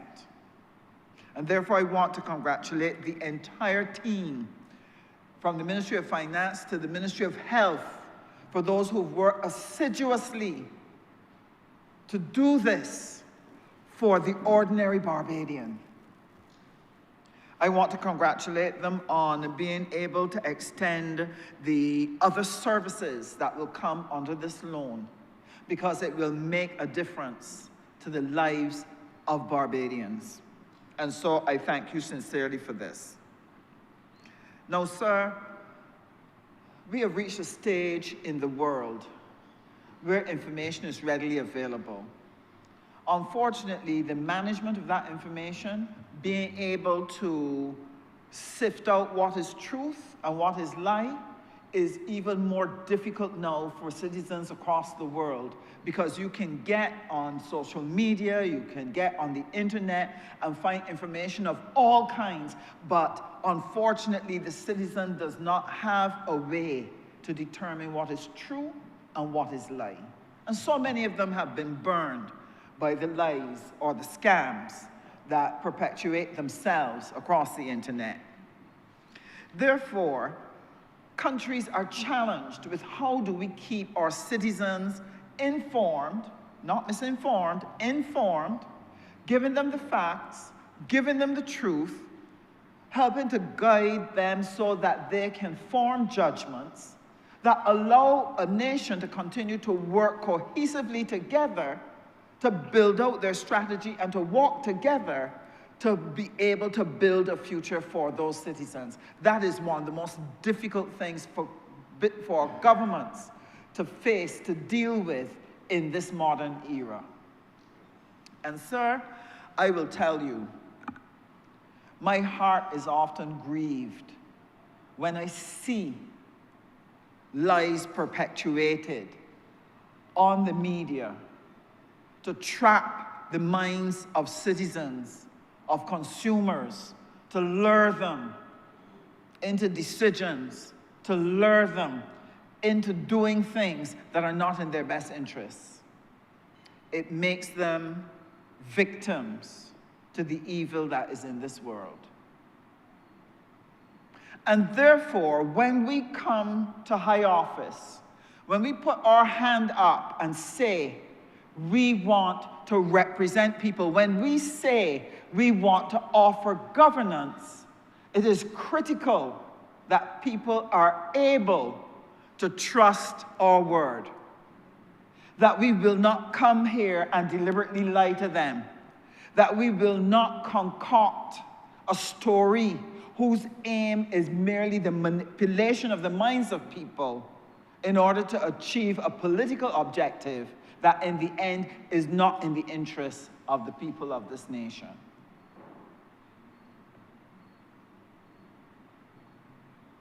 If ever there was a time that Barbados needed that, need to have truth upheld, it is in this hour and it is in this time. But it's not only truth, sir. When you come to political office, it is absolutely vital that you understand the dynamics of governance, the dynamics of small island development issues, that you understand the geopolitical issues that affect the way in which you govern. So it is important to prepare yourself.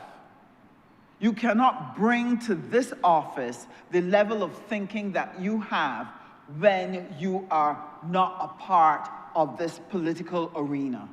It is your responsibility to properly prepare yourself. Today, sir, I heard some things that said to me that there is a lack of readiness for the high office of government. What I heard today, sir, said things like, we are wickedly pursuing loans and we should apologize to the people of Barbados that we are putting burdens on the backs of young people, burdens on the backs of citizens, suggesting that this borrowing should never happen, that we should never address these issues, that the burden of cancer, the burden of ill health, the burden of being burned badly should continue to be borne by the average citizen rather than get a loan to alleviate that suffering. That is what I heard today. And I was appalled because it suggested that there is a lack of understanding as to how you deal with small business, small island development, and how you manage your affairs. So I just want to share a few thoughts on the issue of debt and the management of debt.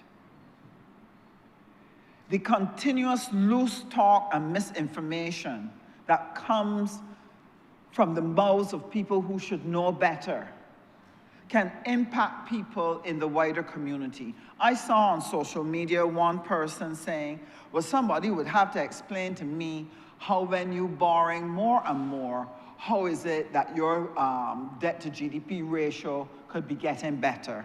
And that would be a natural thing, because if you do not understand economics, and if you do not understand how you manage a country, it would be confusing. How could you borrow more and more and still end up with a lower debt to GDP ratio? So, sir, it goes back to the basics. When we talk about fractions, we all know that a half is going to be bigger than a quarter. And we all know that a quarter is going to be bigger than an eighth. Why? Because the denominator, once it continues to grow, the relationship between the top number and the bottom number changes in favor of becoming smaller and smaller. So a country that has $1 million and it has a debt of $500,000, we know that 50% of its income is going to be affected. That's the debt to the GDP is $1 million. And we know that if another country with the same 500,000 but had a denominator, a gross domestic product of $10 million, we know that's 0.05%. So that a banker making a determination as to which of these two countries would be the better risk to offer a loan, that banker will tell you that the one with the larger denominator in relation to the numerator is going to be the one that is going to be a better risk because it demonstrates that it can pay. Now, what I find offensive is that in this chamber, the honourable member for the opposition could stand and quarrel about the hospital, and quarrel about schools and a letter, and quarrel about agriculture, as if Barbados started in 2018. You have a situation, Mr. Speaker, where somebody in a village went and destroyed the village shop, lick out all the windows, mash up all the counters, destroy all the product inside, burn down the doors, And when a new person comes in and starts trying to repair the shop, put things back together, change the doors, bring back new product, and restore that shop to a functioning state, the same person who mashed it up stands outside quarreling about how come you ain't get the counters back up yet, and how come they're in a new fridge, and when you gonna fix the roof, and I see a rat just run across there, what are you going to do about it? That is what we were treated to here. You mash up a country, brought it to its knees. Not a sanitation truck. No repairs to the schools, not a bus. Did nothing to the QEH. And then come in here and ask, where all the money gone? Where it's spent? When they have done nothing to address those issues that were the burdens on the backs of Barbadians. Not the debt. Those conditions. And we found ourselves at a point where we could not borrow a dime from a person. Why? Because people are intelligent. If your debt to GDP ratio is bad, and your economic management of your economy is poor, and therefore your prospects look dismal, nobody's going to lend you any money. So what I want the honourable member, the leader of the opposition, to understand is that when your debt to GDP ratio is good, people will lend you money for the economic development of your country, and you will be able to respond to the needs of your citizens. I am looking forward to the improvements at QEH. I am looking forward to the infrastructure for education. I am looking forward to what we're going to be doing in agriculture, what we're doing in housing.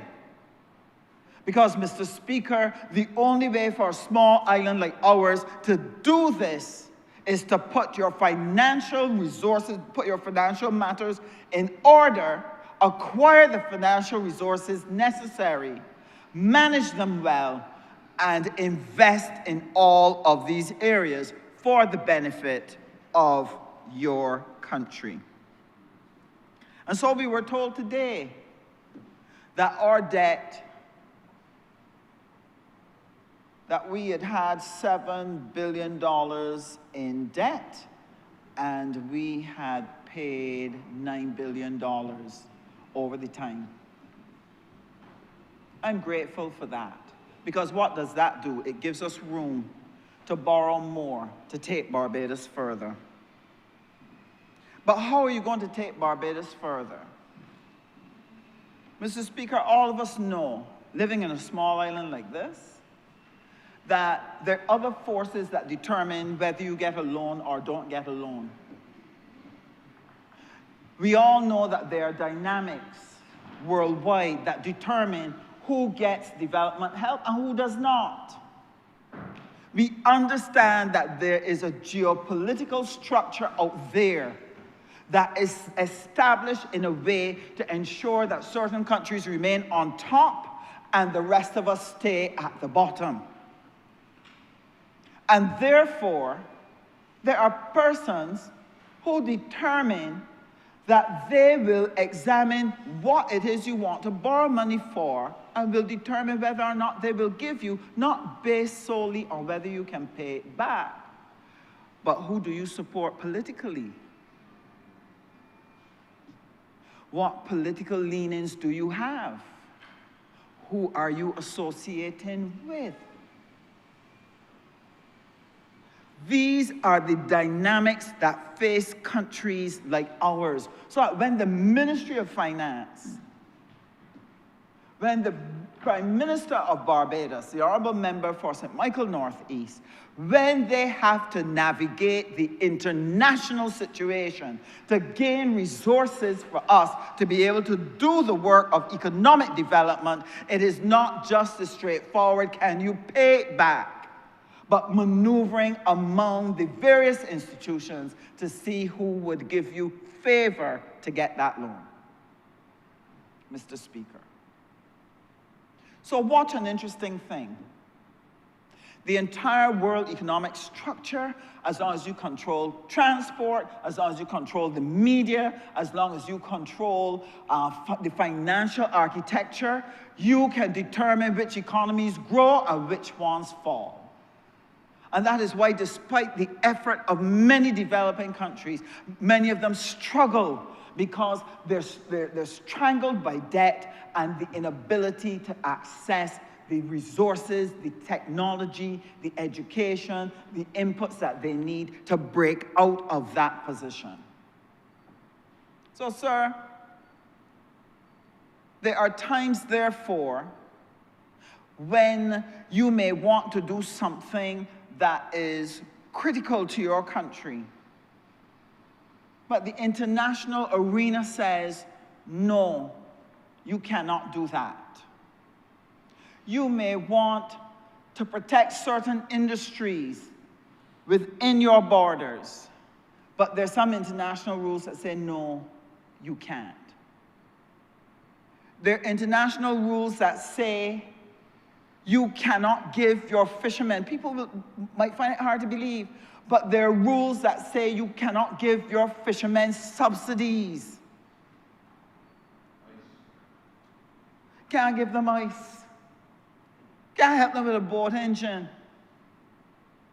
People don't understand that we are constantly fighting a battle out there. So when it comes to getting financing, you cannot always get what you want. So what has happened? Over the years, you've applied for funding to do this and to do that, but sometimes they do not give you what you want. They tell you what they will give you. You might want a table, sir. They'll tell you, when you get the table, we send you the tablecloth.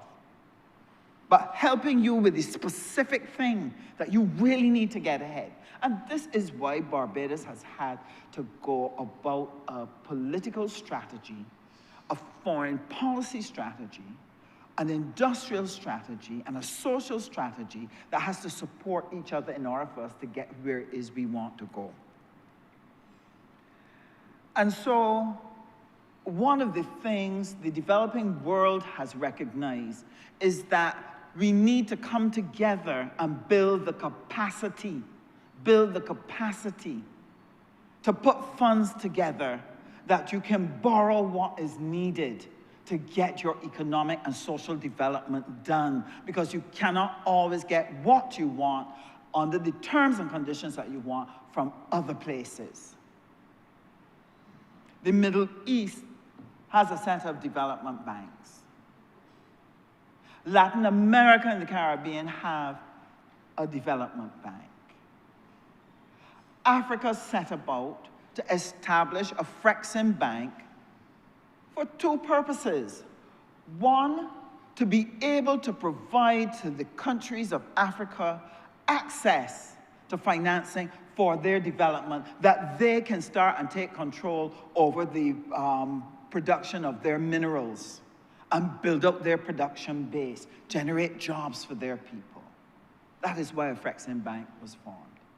But it also recognized that it is not enough to build production capability. You have to be able to do trade, to earn the money. You have to be able to export.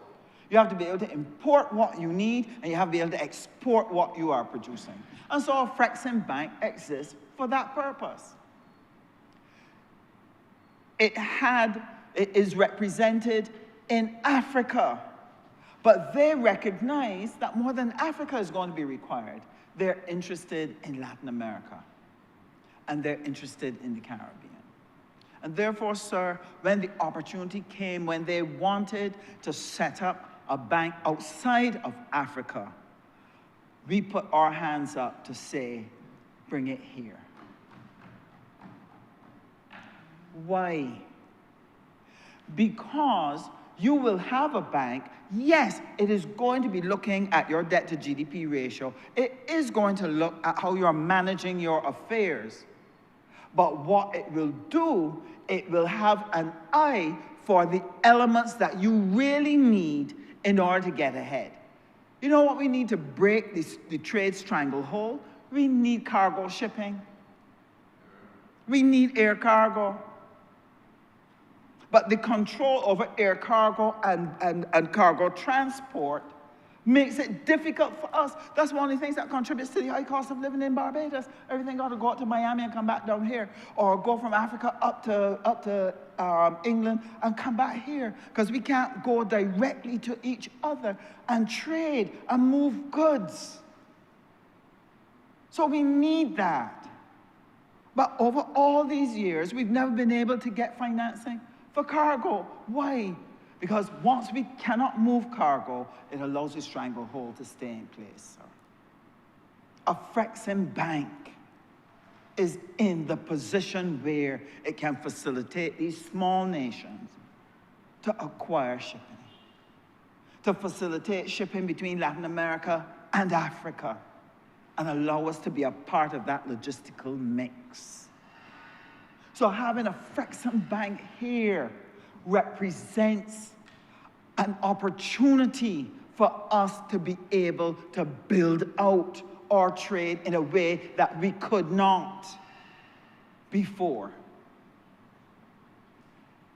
So, sir, we are grateful that they have come here, because it's going to make a tremendous difference to CARICOM, and it's going to make a tremendous difference to trade for developing countries.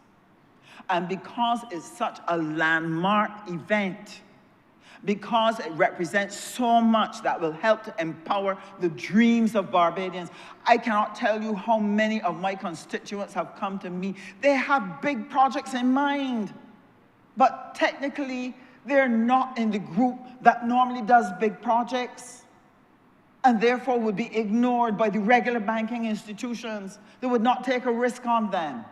A Frexim bank is giving them a hearing and giving them an opportunity. And that is what is going to help to break out our economy, to allow more inclusivity of ordinary Barbadians with good ideas stepping forward to put their mark and be able to build an enterprise that can contribute to the world and contribute to this country.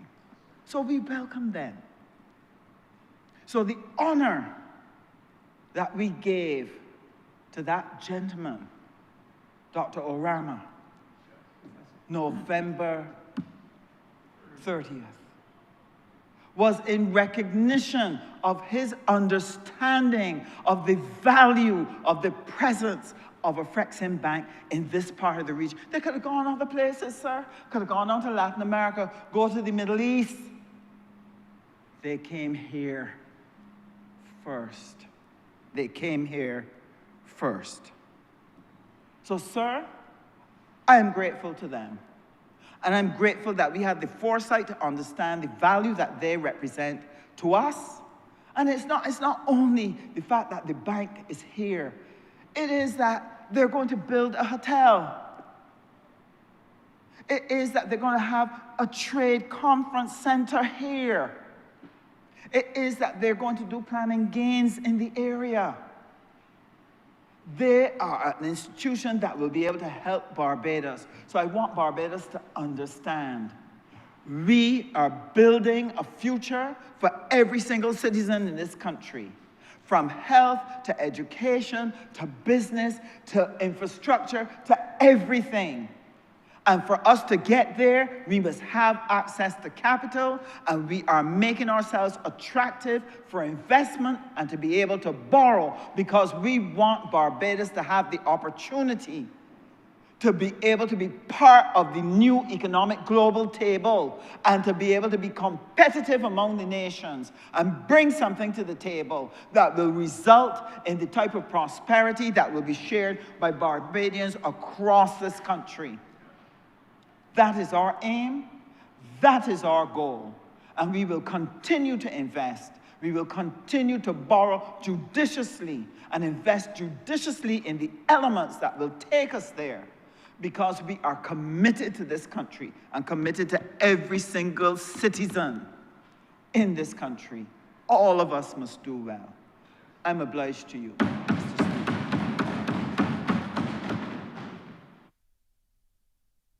Honourable Member for St. Michael, West Central. Thank you very much, Mr. Speaker. I too rise to support the resolution before this August chamber. And let me also express my thanks and gratitude to the Honourable Member for Christchurch East Central, who would have piloted the resolution earlier today. Mr. Speaker, the confidence led by the Honourable Member for Christchurch East Central speaks volumes, but is also a reminder and a timely reminder of the quality of intellect, the quality that we possess not only here on this side, but a quality of a person who continues to lead and to support the Prime Minister in the Ministry of Finance in a very exemplary manner. And I say that he will obviously continue to do what he does best, that is to protect the interests of Barbados and Barbadians. And Mr. Speaker, when the Honourable Member for Christchurch East Central comes to this chamber, or if he's in cabinet, and he's piloting any matter before, especially here in Parliament, it's with a renewed sense of confidence that the Honourable Member speaks when he's here. And I really want to say that the country is so fortunate to have a man like the Honourable Member for Christchurch East Central working alongside the Prime Minister to deliver for the people of Barbados. Mr. Speaker, what we heard today was perhaps a political dress rehearsal by the leader of the opposition. And he did so, Mr. Speaker. Perhaps he feels that something is in the air or something is about to happen. But we don't know that, Mr. Speaker. But what we are busy doing is that we are conducting the business of Barbados. And we are managing so skillfully the affairs of Barbados to ensure that where the Democratic Labour Party took us in the last term, that we shall never, ever return there, Mr. Speaker. And I say so from the bottom of my heart, because the discussion about debt and debt management and borrowings, Mr. Speaker, has been a feature in every parliamentary term in this Parliament. In every parliamentary term, there's always been a discussion about debt, and there's always been a discussion about borrowing. But, Mr. Speaker, the Barbados Labour Party, early in its term in 2018, would have done a number of amendments, not only to the financial practices and to the laws that govern financing in Barbados, to ensure that what we witnessed during the last term of the Democratic Labour Party never happens under this term. So this Barbados Labour Party government practiced the art of transparency. In accordance with the resolution, you must bring the resolution to this Parliament, even if you approve it in cabinet. You have to, with respect to borrowings, you have to bring it here, and you have to discuss it, Mr. Speaker. So there's clear transparency with respect to the borrowings that we have. And speaking, Mr. Speaker, on the matter before us under the Special Loans Act, I believe it's Cap 105 with respect to the borrowing of approximately $313.6 million. And speaking on that, Mr. Speaker, I believe it's important for us to take the country through its proper historical context. Mr. Speaker, it was the Barbados Labour Party, and there was a debate back then that built a number of what was then referred to as healthcare centers, later known as polyclinics across the island. And we did so by placing them at strategic points across Barbados for the benefit of all Barbadians. Mr. Speaker, it was the Barbados Labour Party that started the construction of the Queen Elizabeth Hospital ahead of the 1961 general election, Mr. Speaker, when there was a change in government. And there were people, Mr. Speaker, who would have criticized the then government, Barbados Labour Party administration of the day, for making a decision to commence construction of the Queen Elizabeth Hospital. And we're hearing the same thing today. It was the Barbados Labour Party that created the Transport Board under the wisdom and vision of the Right Excellent Sir Grantley Herbert Adams, Mr. Speaker, going back to the 1950s, Mr. Speaker, to ensure that we not only had a reliable and safe transport system in Barbados, but that we have public transport, and that is important. Mr. Speaker, when you look at the housing policy, it was the Barbados Labour Party that established units, for example, as we say in Deacons, but some people like to say Ferniehurst, in Belfield, Mr. Speaker, in Grisettes, Mr. Speaker, in Eden Lodge, Mr. Speaker, in Silver Hill and Gall Hill, Mr. Speaker. It was the Barbados Labour Party that had the vision to ensure. And when we did it, Mr. Speaker, at the time, there were people who would have criticized us like we are hearing today. But those persons are benefiting. Those persons are benefiting today from the policies of the Barbados Labour Party, because consistent with what we say all the time, the Barbados Labour Party is about making life better for people, Mr. Speaker. And Mr. Speaker, when we talk about debt, we go back to its historical context once again. It was the Barbados Labour Party that built a number of schools, newer secondary schools in Barbados. All across Barbados, they made the investment, Mr. Speaker, and we had to borrow to make the investment. And as a result of us making the investment in these new secondary schools, what have we accomplished? We have accomplished not only in the building of secondary schools, but let's go back to the Deepwater Harbor as they refer to it back in the day. We call it the Bridgetown Port today. But that the Deepwater Harbor as they knew it then was another brainchild of the Barbados Labour Party. And there were some people who felt it should not have been built. But today, Mr. Speaker, we have a port that ought to have been extended and many years ago, and we will have to do that. But, Mr. Speaker, when you see the cruise liners coming in, as we saw them on Sunday, Mr. Speaker, with over 11,214 passengers in one day, Mr. Speaker, what does that say about Barbados, Mr. Speaker, and the infrastructure and the debt that we incur in there? Mr. Speaker, and we have to build roads, and we have to repair roads.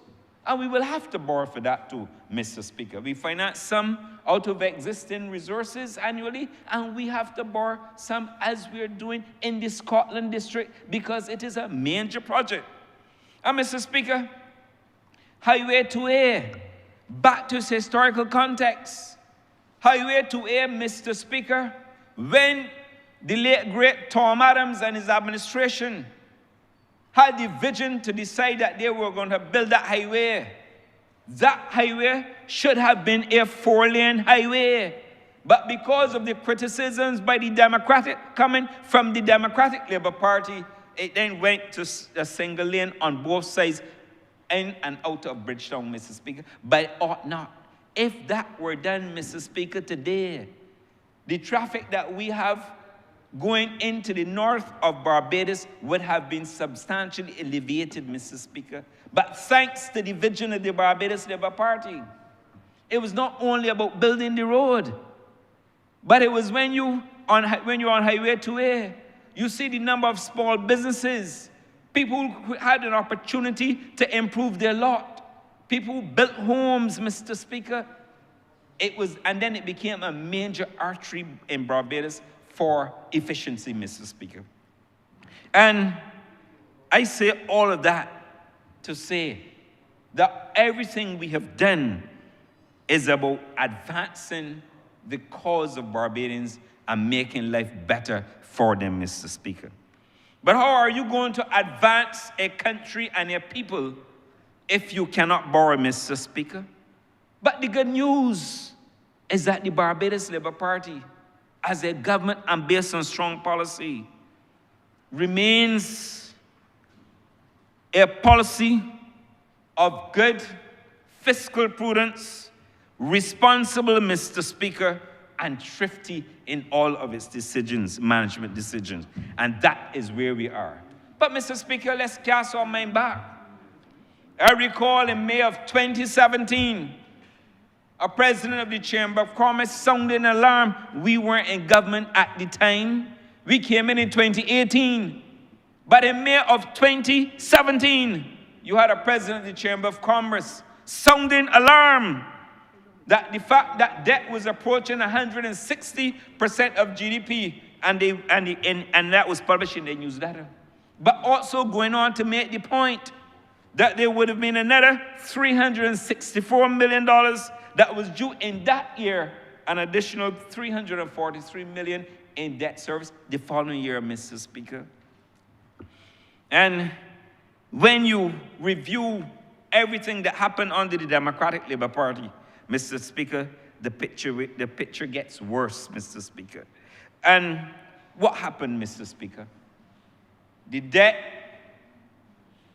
at the end of the 2017-18 financial year was indeed 160% of GDP. That was not under the Barbados Labour Party. That was under the Democratic Labour Party. But thanks to the skillful team that we have, particularly in the Ministry of Finance and Economic Affairs, they were able to reduce the debt from 160% of GDP all the way down to below 100%, Mr. Speaker. That is what you call skillful, prudent financial management skills being applied to Barbados to ensure that we do what we have to do to manage the economy in a very prudent way. And, Mr. Speaker, the Barbados Labour Party did not borrow for balance of payment support. That was on the Democratic Labour Party. We didn't borrow for balance of payment support. And when we borrow, we are borrowing to make significant capital investments in this country in order, one, to advance the country, but to ensure that we have growth in the economy and that we can see at the end of the day what we are doing to transform the lives of the people in Barbados. And I say so confidently, Mr. Speaker, because if we had to contrast the economic management of the Democratic Labour Party and the economic management of the Barbados Labour Party, Mr. Speaker, the Democratic Labour Party will get far a failing grail all the way down, Mr. Speaker. This is what we're about. We are about contrasting, Mr. Speaker, the economic and financial leadership of this country. And that is what the Barbados Labour Party has done skillfully in this country, notwithstanding the challenges that we were faced with when we became government in 2018. And, Mr. Speaker, at least we forget. Under the Democratic Labour Party, we had a string of downgrades. Under the Barbados Labour Party, we've had a number of upgrades, Mr. Speaker, and there can be no denying of that whatsoever upgrades, Mr. Speaker. We have been upgraded year on year. We have been upgraded, and you're only rewarded and given upgrades, Mr. Speaker, if the multilateral institutions and the rating agencies have confidence in you. And we are proud to proclaim that the rating agencies continue to have confidence in the economic and financial management of Barbados, Mr. Speaker. And I don't want to sound as though I'm on a political platform, but I make the point, Mr. Speaker, that the leader of the opposition came in here with a dress rehearsal for political purposes. And therefore, if I am to read him, therefore an appropriate political response has to be given and delivered within, taking it into the historical context of Barbados, Mr. Speaker. So, we've restructured the debt, we've borrowed for capital projects, and Mr. Speaker, oftentimes, if there's one thing, Mr. Speaker, perhaps we are guilty of as a government, that every project that we have done in this country, we should have had a massive billboard working to make life better for Barbadians and building better for Barbados, I'm not a strategist, Mr. Speaker, but words to that effect to let people know. Because I'll give you an example. We came to office, and there was an issue with water in St. Joseph. And Mr. Speaker, I can speak confidently about this matter because I also serve as a minister responsible for water resources. And we knew the issues that we had in St. Joseph and St. John and parts of St. George with water. But what did we do? We had to ensure, first of all, that we change out the distribution mains in order for the people to get water flowing to their taps again. Because, Mr. Speaker, you knew what was happening in St. John. I worked tirelessly as part of my responsibility on water resources. And we also had a problem with the Castle Grant Reservoir. But what did we do? Yes, we borrowed money. Yes, we got grant money. And yes, we do use some of the policy-based loans in order to ensure that there's a new reservoir at Castle Grant, Mr. Speaker, that the people of St. John and St. Joseph and parts of St. George, Mr. Speaker, can enjoy. And when we look at what is happening in St. Lucie, for example, and the leader likes to have a sort of okay remarks across the aisle to the honourable member for St. Lucie. And this is where perhaps we need to put some signage up. Because what will happen? We had a similar problem with water and the flow of water in St. Joseph and St. John and parts of St. George, like I said. The government went in with a policy response, as they're doing now in St. Lucie, to change out the mains in St. Lucie to ensure that the reservoir located there is up to the required standard so that when you have the flow coming back, it will come back and people will have pure water, Mr. Speaker. That is what we're doing. Yes, it is taking time, but at the end of the day, just like the residents of St. Joseph and St. John and parts of St. George were refreshed with water, with new distribution mains, and with a new reservoir, the people of St. Lucie can look forward with confidence to distribution of water, clean water, Mr. Speaker, coming through and flowing through the taps. And Mr. Speaker, it costs money. And oftentimes, we do not see it because it's going underground. It's like when you're building a port, Mr. Speaker, anything with marine is being sunk into the sea. Sometimes you don't see it. But when the ship's flowing, you see the benefits, Mr. Speaker. And that is what we're doing. You have to dig a trench. You have to cut through rock. You have to cut through roads, Mr. Speaker. Then you have to go and lay the mains, Mr. Speaker.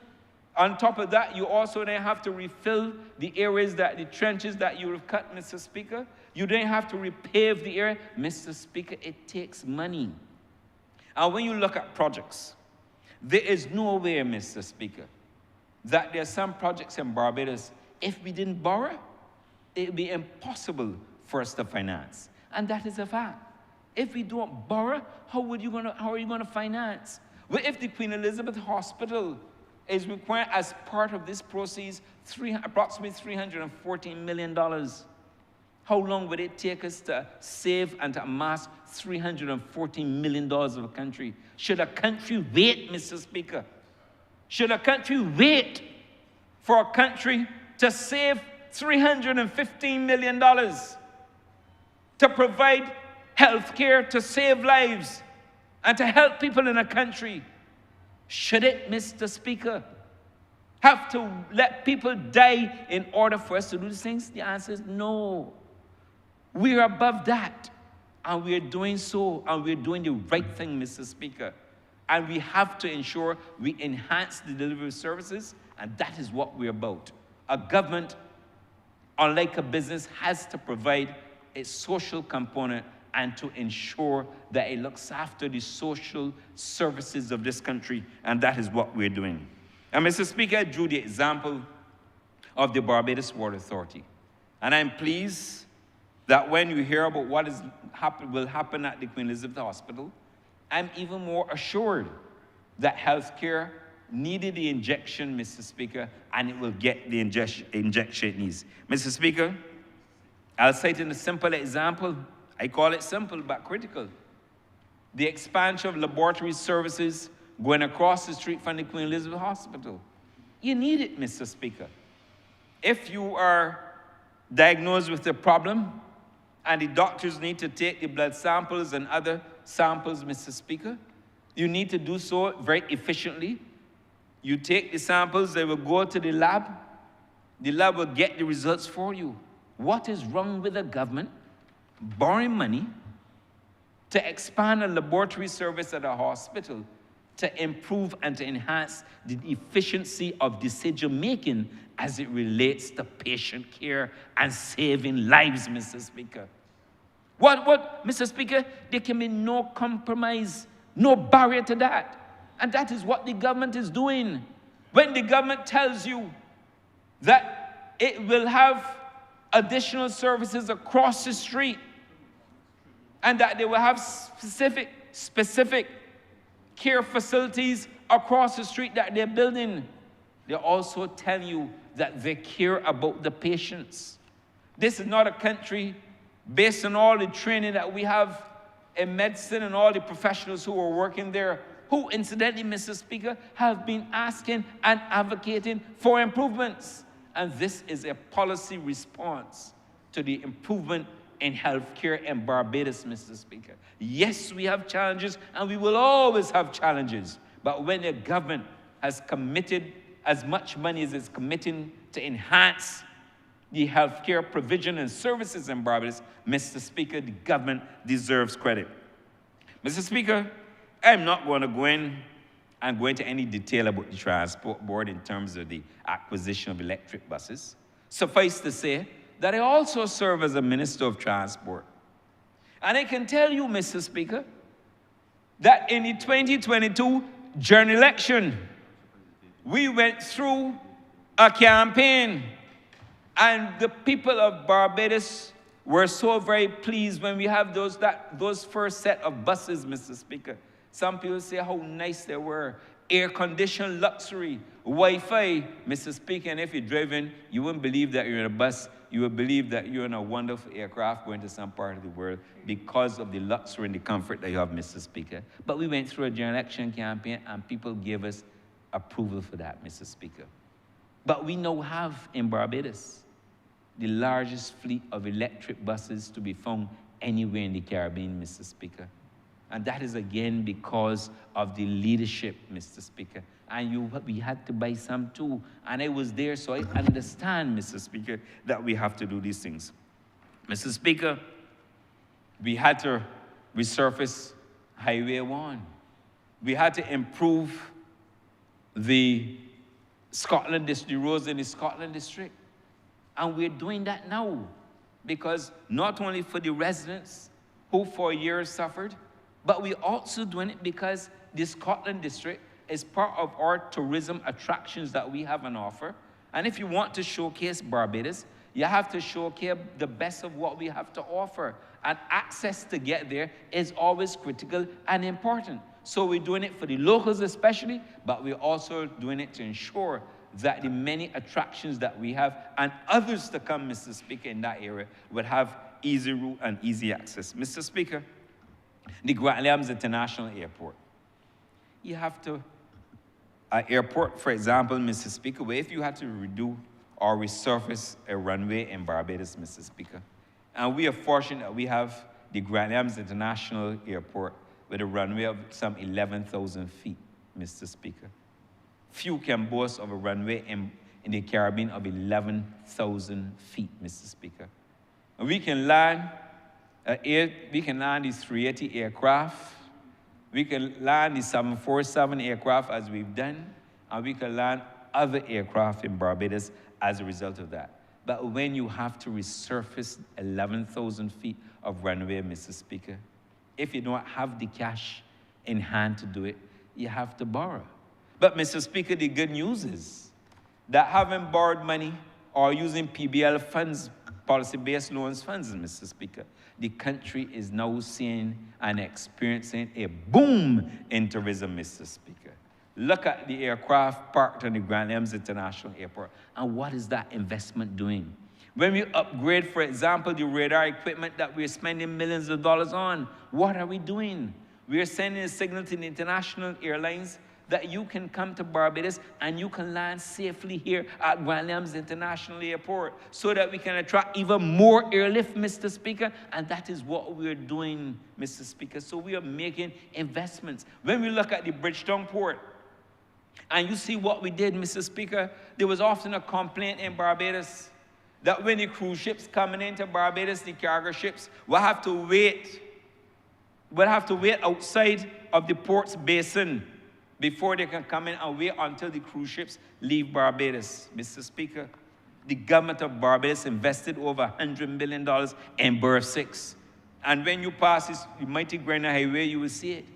That when the cruise ships are in port now, you have the cargo ship there at Berth 6, Mr. Speaker, offloading. And the day you don't have a cargo ship in town, you can have an additional cruise ship there, Mr. Speaker. We've done that because we believe in efficiency, we believe in progress, and we believe in making life better for the people of Barbados. So, Mr. Speaker, when you look at the equipment as well that we've invested, there are two wonderful cranes there, hybrid cranes, Mr. Speaker. And Mr. Speaker, a crane doesn't cost 5 cents. Those two cranes cost over $60 million Barbados dollars, Mr. Speaker. I never knew the gantry cranes, Mr. Speaker. The first time in my life, and I had to double check the figures because I can't believe what I was seeing. I could not imagine, and I didn't double check them here. I went elsewhere when I was traveling on other assignments for tourism, and I said I want to go down to the ports. And I went into Palm Beach, and I went elsewhere, and I asked them, well, how do these things cost? Mr. Speaker, and when they told me, I said, well, wow, this is an experience. But we have 2 additional gantry cranes in Barbados, Mr. Speaker. And we've done so, and the reason we did it, because we want not only to drive more efficiency at the port, but we recognize there comes a time that you have to make sure you have adequate inventory, but you don't wait until everything breaks down, like what happened in Transport Board, where the Democratic Labour Party left everything broke down, and we came in and we had to buy electric buses and start the process again. Mr. Speaker, and I know firsthand because I have been an eyewitness to what occurred at the Transport Board. Mr. Speaker, when you look at the investments that we are making in the security apparatus as well, not only at the Grand Lems International Airport, but at the seaport, the scanning of equipment, a scanner that sometimes, Mr. Speaker, when you go and look at these prices, you ask yourself, oh dear Lord, but you have to buy it. Because when you buy these things, you are not only protecting your borders, Mr. Speaker, you are sending a signal to the outside world that we can control our own destiny and we know what we're doing. Mr. Speaker, and it's a very simple thing. We're doing all these things, but at the same time, the economy is growing, Mr. Speaker. People will complain about borrowing, Mr. Speaker, but I will use tourism as an example. If we go out to the markets, Mr. Speaker, we drive more airlift and more tourists, and we get more spend here, Mr. Speaker. What does that do to the economy? It helps the economy to earn more. The economy grows, Mr. Speaker, and when the economy grows, Mr. Speaker, the government is able to do what they're required to do. But, Mr. Speaker, it is not that we are borrowing money and we are defaulting, Mr. Speaker. We didn't default and have not defaulted, and the Barbados Labour Party has never, ever defaulted on any loans in the history of the Barbados Labour Party, and as it relates to cabinet governance, Mr. Speaker. We've never, ever, Mr. Speaker. But we are earning more, and I use tourism as an example. As we earn more from tourism, as we did in 2024 compared to 2023, where we earn additional $418 million. When we earn more, the Minister of Finance has something more that he can bill out social services. He has a little extra cash that he can pay down some more debt. And Mr. Speaker, talking about paying down debt. But there's no other government in the history of Barbados that has paid down as much debt as we have paid down under the leadership of the Barbados Labour Party. And that's a fact, Mr. Speaker. And as it relates to renegotiating debt, we were faced with situations where we came to office and we had debt at higher interest rates. And thanks to the Ministry of Finance, they were able to sit down, renegotiate the debt, reduce the debt service, Mr. Speaker. Because, Mr. Speaker, when you are dealing with 200 and 300 million, and you're dealing with a loan at 6 or 9%, when you calculate, Mr. Speaker, you will say you're almost paying about double. But we were able, as a skillful, thanks to the Ministry of Finance and the Honourable Member for Christchurch East Central and the Prime Minister, we were able to renegotiate debt. And you know when you renegotiate debt, what happens? You reduce the debt service. In other words, the country doesn't have to pay out as much money as it would have had to, were the rates not, interest rates not reduced. And that is what we have done. That is why, and then on top of the restructuring of the debt that we did, that is why we are in the position today to say that our debt service is declining and declining at a steady and consistent rate. It is not guesswork, Mr. Speaker. I said it's about financial leadership. It is about prudence, Mr. Speaker, and it's also being about being thrifty, Mr. Speaker. So I'm not going to delay the House unduly. Suffice to say that the Leader of the Opposition would have made some comments. He said, Mr. Speaker, that he opposed the loan for the Queen Elizabeth Hospital. But, Mr. Speaker, if there's a dress rehearsal for a political event, I look forward going all across Barbados, telling the country that the Leader of the Opposition objected to a loan for the expansion of the Queen Elizabeth Hospital. Mr.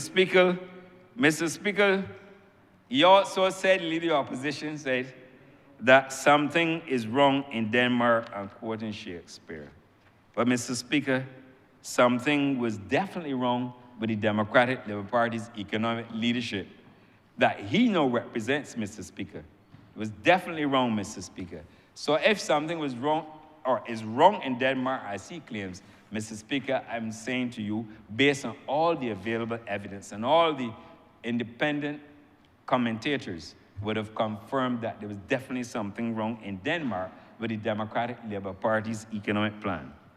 And Mr. Speaker, I'm not going to respond to the argument that the government of Barbados is on trial for the betrayal of poor people in Barbados. Mr. Speaker, that will be an expedition, Mr. Speaker, that we will have to deal with at a later date.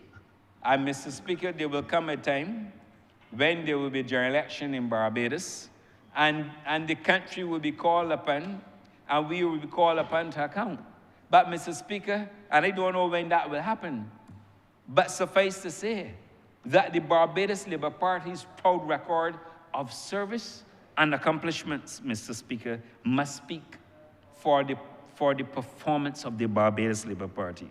And I say to you, and I say to all Barbadians, don't be fooled. Barbadians who would take, if you look at it in your individual circumstances, there's some people who cannot build. Let's use the example of a wall house on their own. There comes a time where some people have to borrow money to buy land, and then they build a house. There's some people who go to a bank and they borrow money to improve their lot and to build a house. There's some people who may have a mortgage and decide to go and borrow money to buy a car. And that happens. And it's no different with the government. A government cannot afford in any one go, Mr. Speaker, to take up $315 million because you don't have the resources. And it's easier to borrow, Mr. Speaker, and then spread it out over a term of maybe 15, 20 years as you do in a mortgage payment, so that we can provide these services, so that we maintain infrastructure in this country, so that we maintain health services and health care, so that we maintain our ports of entry, that we can ensure that we have even more visitors coming to Barbados who will spend more, Mr. Speaker. It is important that we improve our infrastructure generally. We simply cannot do it on our own, and we have to borrow. And there will come a time, Mr. Speaker, when we will have to explain this, Mr. Speaker, in greater deal. But be assured, Mr. Speaker, that the Democratic Labour Party will never put me on the defensive as it relates to this matter. And I've been longing to speak on this matter, Mr. Speaker. I will be on the offensive, Mr. Speaker, because this Barbados Labour Party has nothing to be ashamed of. This Barbados Labour Party borrows money and it pays back, Mr. Speaker.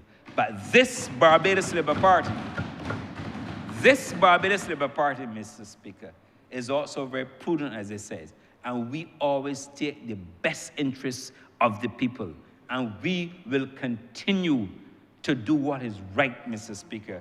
We will continue as a political party and as a government in office representing the likes of the right excellent Sir Grantley Herbert Adams, late great Tom Adams, late Sir Harold Bernard St. John, the late right Honourable Owen Seymour Arthur, and all those who have formed and supported the Barbados Labour Party government.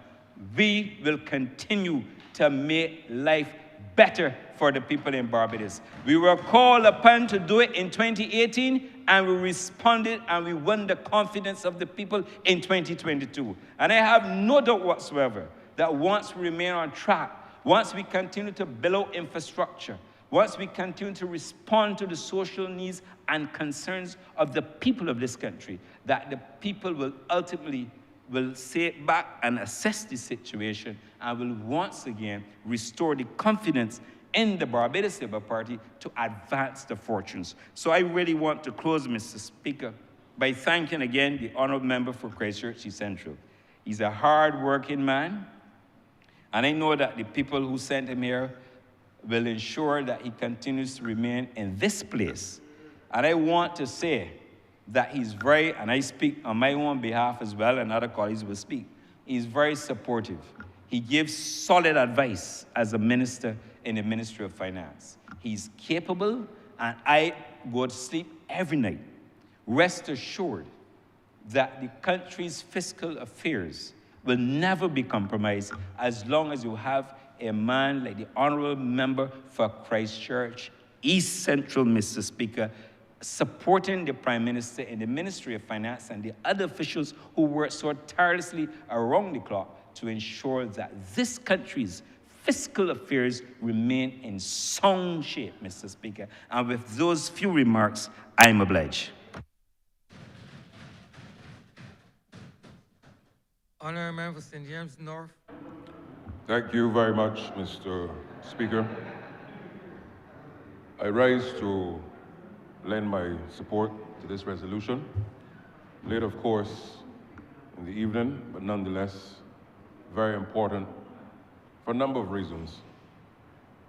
This country, Mr. Speaker, as you've heard many times before in this chamber, in and out of the chamber, has set itself on a task, and as a government in particular, to ensure that we can bring a better life for our people. And we do so on the basis that having come to government in 2018, the circumstances of which you've heard today, a reminder, were not ones that were pleasant, because of course, the party which the Honourable Member for Christchurch South now leads did a demolition job on the people of Barbados between 2008 and 2018. And in those circumstances, we therefore had to do a number of difficult things to stabilize the economy, to stabilize the country, and to reform a number of key institutions, and to reform a number of key sectors so as to ensure that we can not just stabilize, but to move on, to thrive, to grow, and to succeed. And this resolution, whilst yes, at the heart, is about, of course, the expansion of our hospital, whilst the resolution, of course, at the core is about the financing of that institution. This really, to my mind, Mr. Speaker, is really about enhanced capacity and enhanced ability to be able to service this country. In circumstances where, Mr. Speaker, we could not do it before.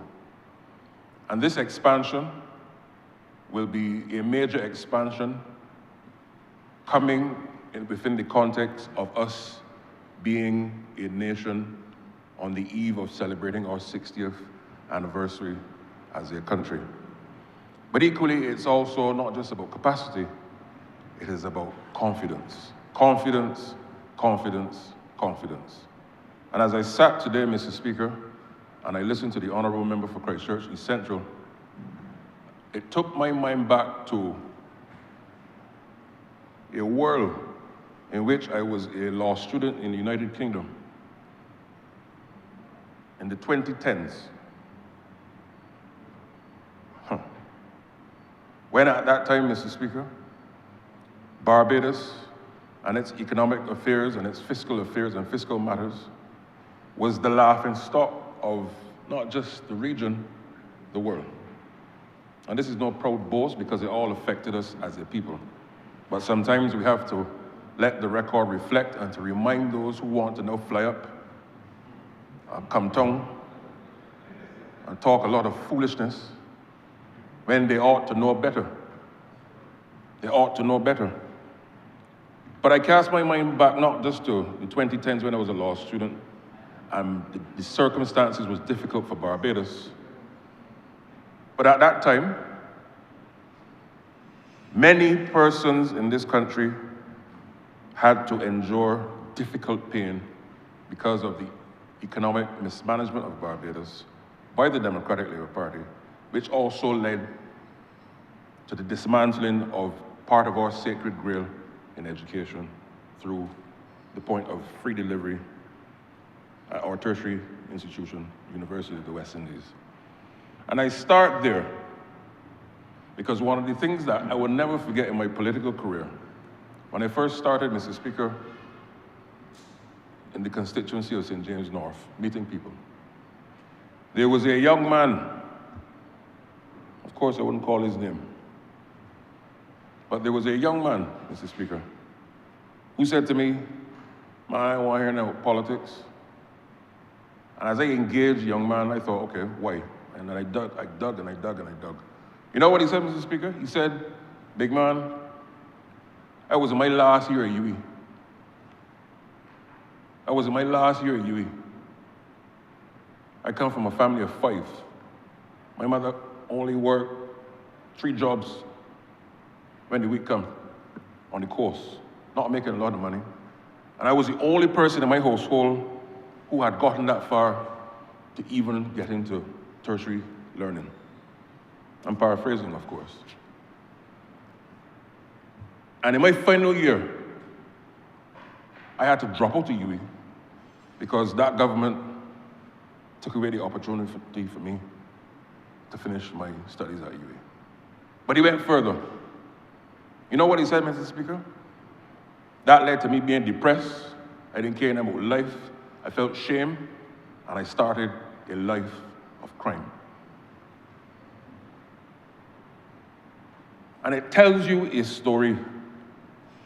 It tells a story that the economic decisions that a country makes, and in particular that a government makes, and who is at the helm of an economy, or who is at the helm of managing your financial resources and fiscal space, it matters.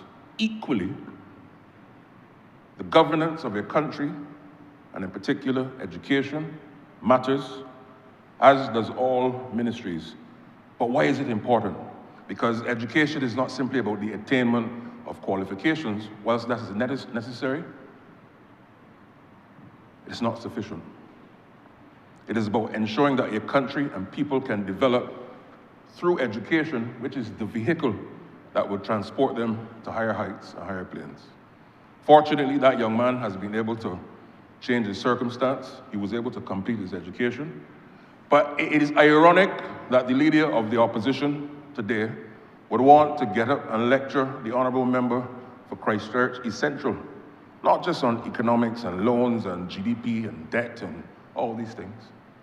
But he now leads a party which stood at the decimation of the aspirations of thousands of Barbadians. And not once, since he's on that side, has he apologized to the country on behalf of the party he now leads. Ever. It is shameful. Why is it shameful? The founder of the Democratic Labour Party placed significant premium on education. The records are clear. And I am sure, Mr. Speaker, if the Right Excellent Earl Walton Barrow were alive today, and he had to take a casual walk through George Street,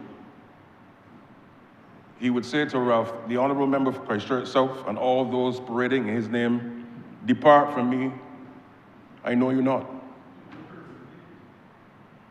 Because they bear no resemblance to his philosophy, his ideology, his belief and core values to what will help a country, particularly a small island state and a small nation state, to be able to now move to greater heights. Now I want to further commend the Ministry of Finance for ensuring that we can get here today. Last year, Mr. Speaker, when I was in the Ministry of Economic Affairs, I would have taken a small delegation comprised of persons from the Ministry of Economic Affairs and the Ministry of Health to meet with the OPEC fund. We met in Vienna. And at that time, a lot of this was in its genesis stage. But the Honourable Minister, the Honourable Member for Christchurch East Central, his team has made it very clear today the benefits of what we have before us. So I just want to very briefly now go into a few things. Education is simply not, as I said, about the attainment of grades and which school you go to. Whilst those things have become part of the idea of education, education is invariably about how do you take a child, irrespective of its class, its color, its size, its intellect. You take that child as they are, irrespective of circumstance, and you put them through a conduit called the education system of Barbados, and you prepare them for the world ahead, the world in which changes at a very rapid pace, a world which is different to what it was 5 years ago, 10 years ago, 30 years ago. But at the same time, in a system that has been hitherto rooted in a colonial experience, and one which has, of course, taken us so far and no further.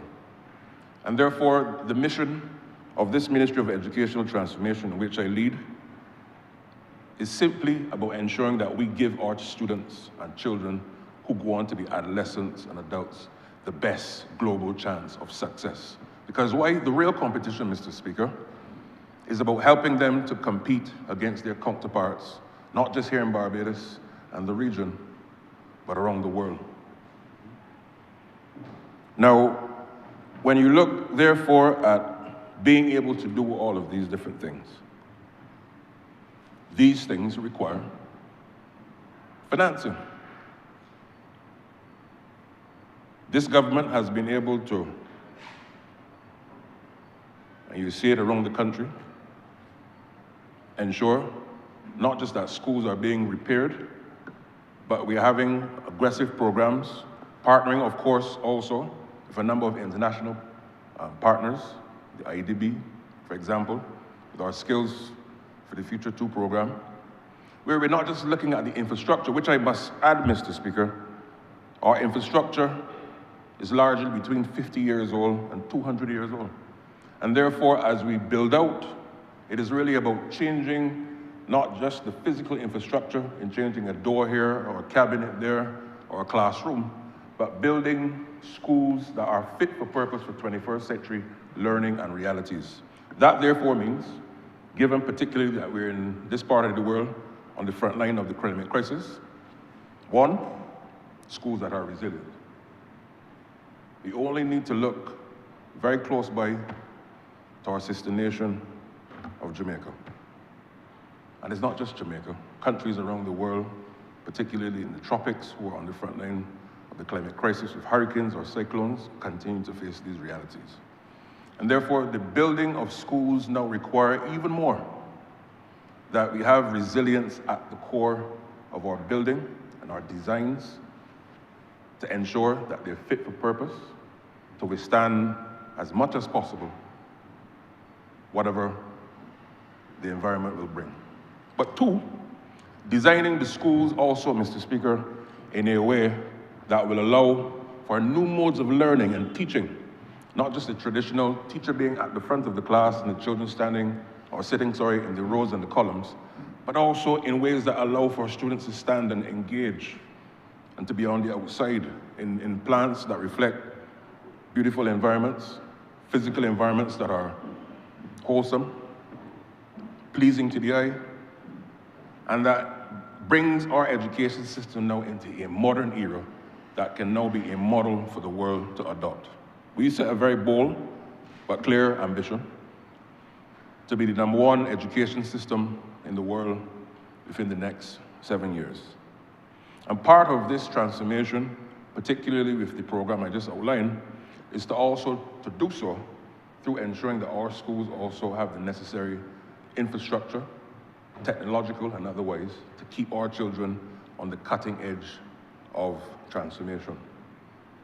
We only saw, for example, we need to look back at COVID, where because of the pandemic, our students and of course our teachers had to be ushered into, at a moment's notice, into online learning.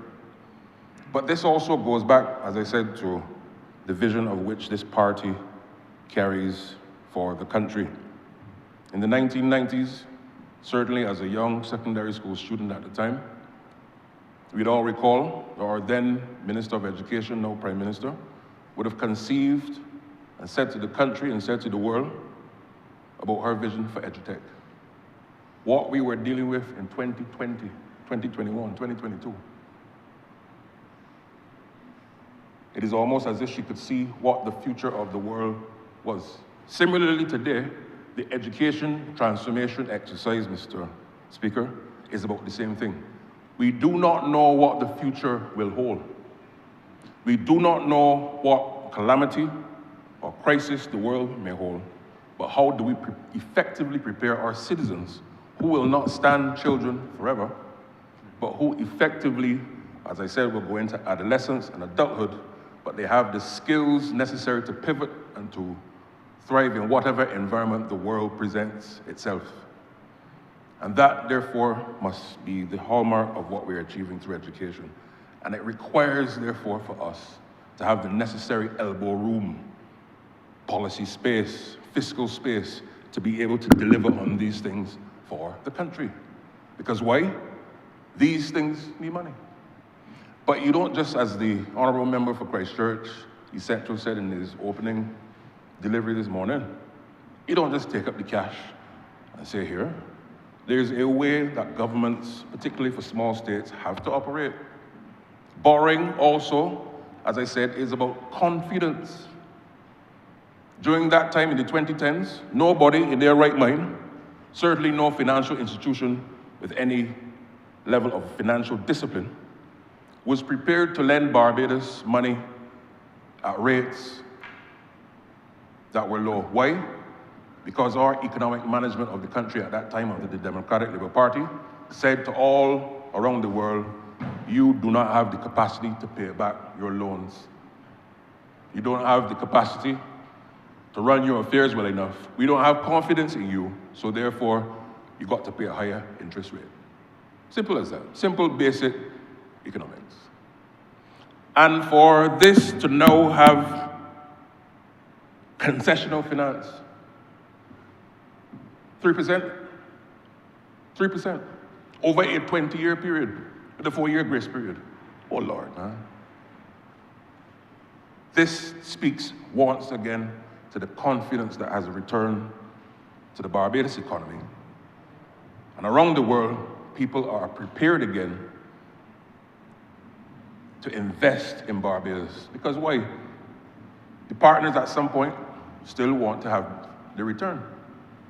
So we've now brought the economy in such a place that we have the confidence of institution after institution after institution after institution around the world to be able to say, here, Barbados, here is this sum of money to deliver on what you want to deliver through health in this instance.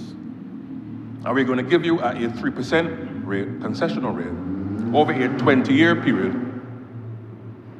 Over a 20-year period, allowing you to build up the capacity of your healthcare institution for your country. This is a testament of the confidence of Barbados in the world, and this government must be commended for that. But it is not just about the confidence, it's not just about the capacity. It is also a question of how do you now ensure that future generations of Barbados can also do the same thing, notwithstanding we do not know what the future of the world will look like. And therefore, education must now be that enabler to give them the tools, including the values, including the skills, including the mindset, to be able to navigate any circumstance that may come before them. And that is one of the reasons why included in the transformation of the curriculum is the idea of ensuring that financial literacy is a key component, not just about how to manage your household, but also, let's face it, our young people are challenging the status quo of ideas, the settled ideas that we once took for granted. We had a discussion a couple of weeks ago where the young people at Combermere School a couple of weeks ago indicated, and they were from secondary schools from across St. Michael. You were there, Mr. Speaker. Made it very clear about where they saw the future, not just of Barbados, but the future of the world going, and the role in which they saw themselves playing in it.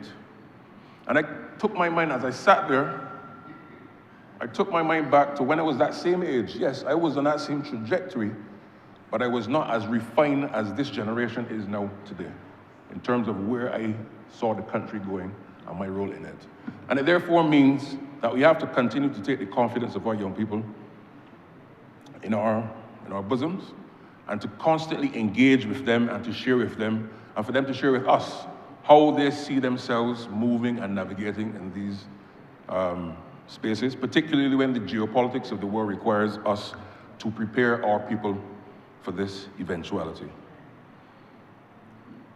And therefore, when you hear the question of why is the value of education now such a big thing, Mr. Speaker, irrespective of administration, and I want to remind the Democratic Labour Party, and to remind, of course, those who are listening, I stood here in August and gave a ministerial statement on the future of education in Barbados and the future of transformation of education.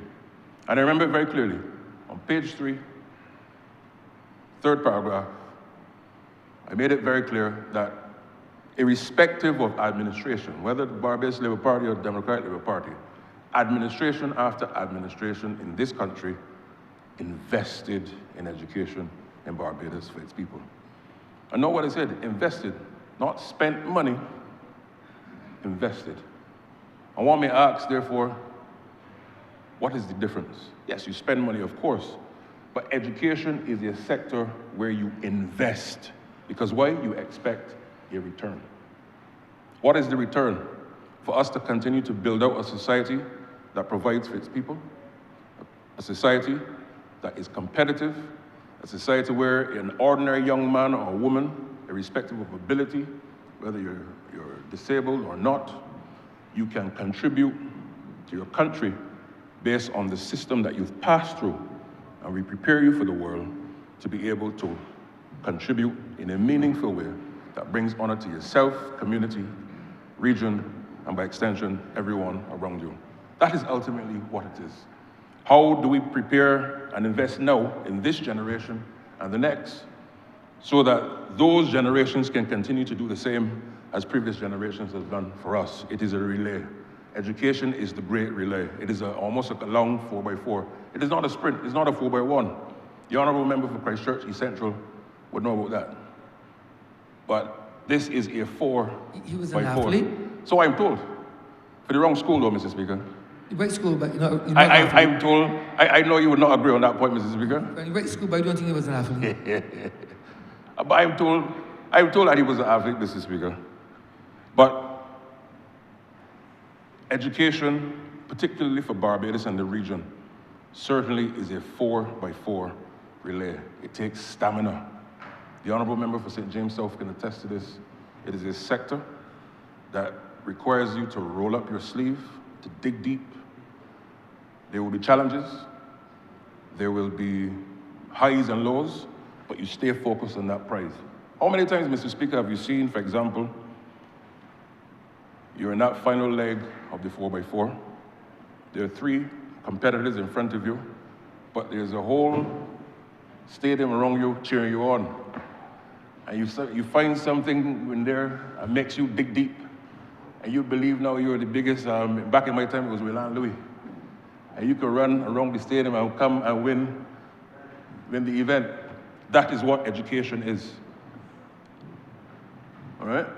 So I simply just want to say that this, for us, Mr. Speaker, is a major and defining moment for health in Barbados. And I want to commend the Honourable Member for Christchurch East Central for what he and his team have been able to do to help us to get to this point. And I'm obliged to you. Honourable for Christchurch East Central. Thank you very much, Mr. Speaker.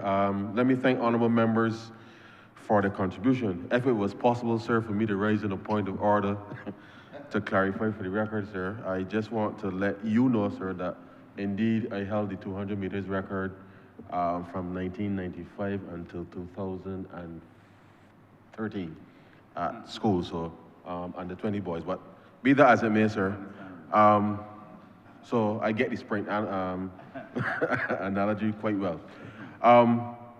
But sir, this debate I think was timely today, especially in the presence of the young students that were here earlier in the day. And I think certainly the Honourable Member for St. James North in reinforcing the point that one, the value of education is critical, and therefore we cannot take for granted in the context of a relay race that we do have to make sure that we encourage our young people to understand and appreciate the value of education. And the point that we are simply trying to make with respect to indicating to Barbadians what things cost. Because I made, I made the point, sir, at Common last week, that when I was at school, teachers came to school and taught us, sir, in the midst of a significant structural adjustment program, receiving an 8% cut, and at no point in time did I ever perceive, when I was at school in the 90s, that those teachers were giving anything than less than their best, sir.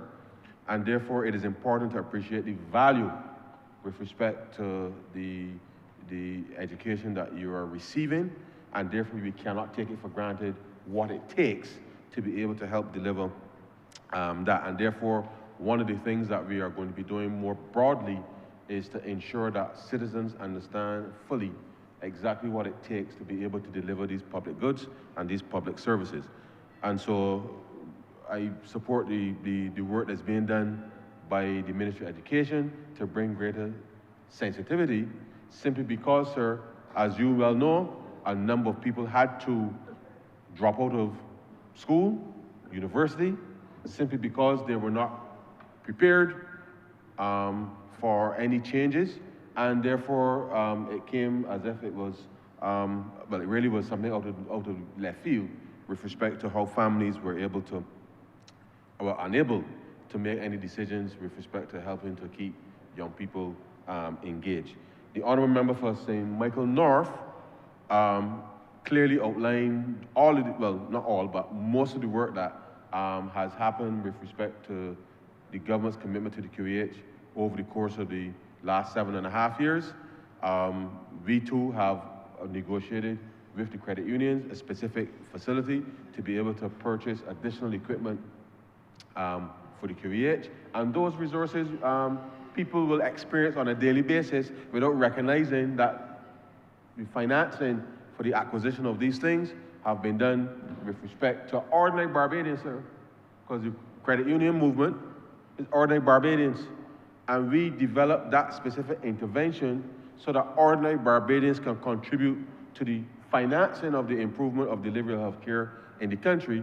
And in so doing, you get better health, but also you get a rate of return on that investment.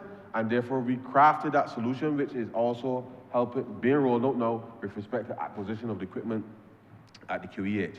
And therefore, this is not esoteric discussion, sir. We have engaged Barbadians directly by working with a number of credit unions to raise capital to be able to help outfit the QEH with respect to the loans. Other honourable members raised issues in agriculture. The member for St. Michael South Central spoke to the enfranchisement opportunities that such a captive market can have in the area. And that is the type of inclusive growth that is part of why we have been so focused on getting the right interventions in a timely manner. And the truth is, sir, we would have loved to have done this 3 or 4 years ago, having come out of the grace period as I indicated. But COVID and a range of other competing objectives meant that we had to take the time to find the right financial innovation to be able to deliver this. And so I say to Barbadians that as we roll out these opportunities, it is something that we need to be able to bear in mind that whilst we want to press on with the business of delivering these things, it does take some time to be able to ensure that we find the right financing arrangements to put in place to make these things happen. I should remind the House, as the Honourable Prime Minister in one of her interventions made in the Chamber, that in 1994, I told this story last Friday at the speech day, sir. I voted in 1994, sir, the day before I went into Upper Six. And I didn't know then, sir, that the previous government, the previous Democratic Labour Party government, had committed to removing tuition fees at university. And I made the point to the students, sir, that one, at that point, I was interested in pursuing music. And I spent a lot of time in my guidance counselor's office trying to find funding to do music overseas.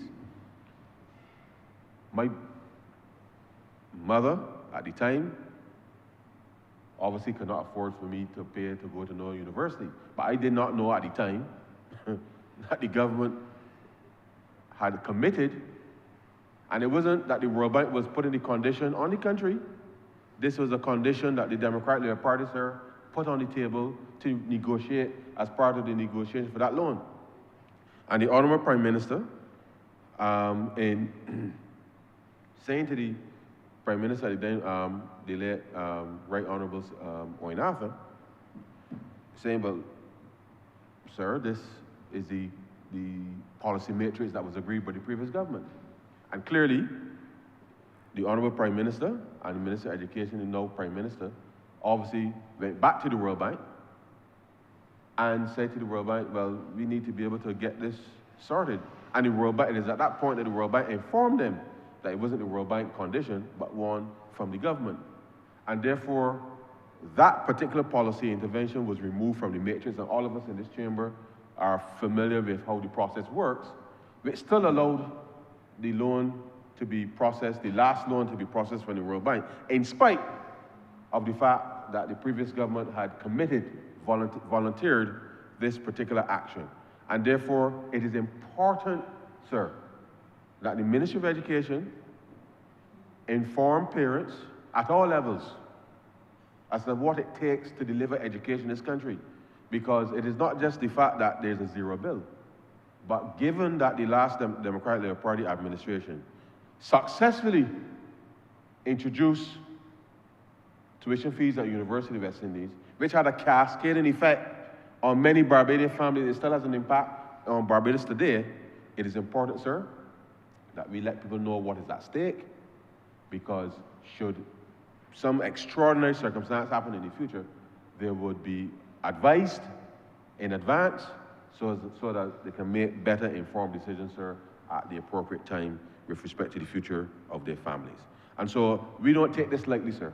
We do not take this lightly. And therefore, this resolution before the House intended, one, earmarked to focus on the infrastructure development with respect to the expansion of the Queen Elizabeth Hospital to deliver more and expanded services to the country is critical. The second resolution, sir, which is a policy-based loan supporting the work that we already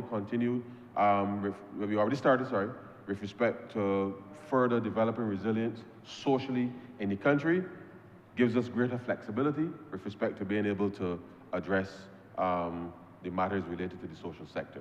And therefore, again, whether in education, whether in citizen security, whether in housing, whether in the directly within the social empowerment agency that it has been formed, the government has flexibility to be able to deliver on these things. And so, sir, I am happy to have had the opportunity to listen to my colleagues put on record what government has been able to achieve in a key number of areas, and I look forward, sir, to us being able to continue delivering for the people to ensure then that they know that we have their back. And so, with those very few words, sir, I beg to move that this resolution do now pass.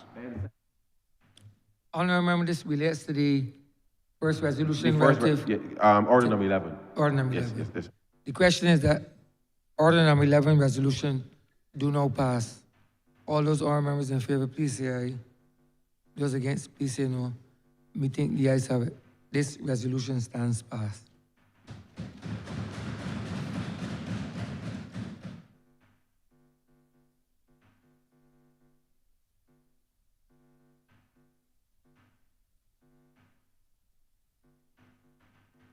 Get a resolution. Order number 10.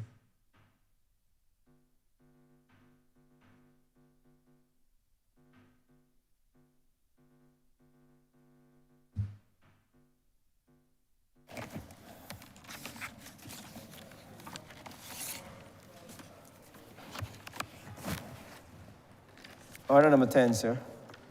In the name of the Honourable Minister in the Ministry of Finance and Economic Affairs, to move the passing of a resolution to approve in accordance with the provisions of the Special Loans Act, Chapter 105, the borrowing by the Government of Barbados of the sum of Barbados $100 million by way of two loans, each of approximately 50 million Barbados dollars from the OPEC Fund for International Development on the terms and conditions contained in an agreement, the main provisions of which are set out in the schedule for the purpose of financing the program to strengthen social services in Barbados too.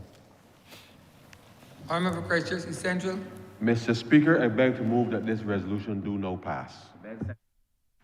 Question is that this resolution do now pass. All those honourable members in favor, please say aye. Those against, please say no. We think the ayes have it. This resolution stands passed.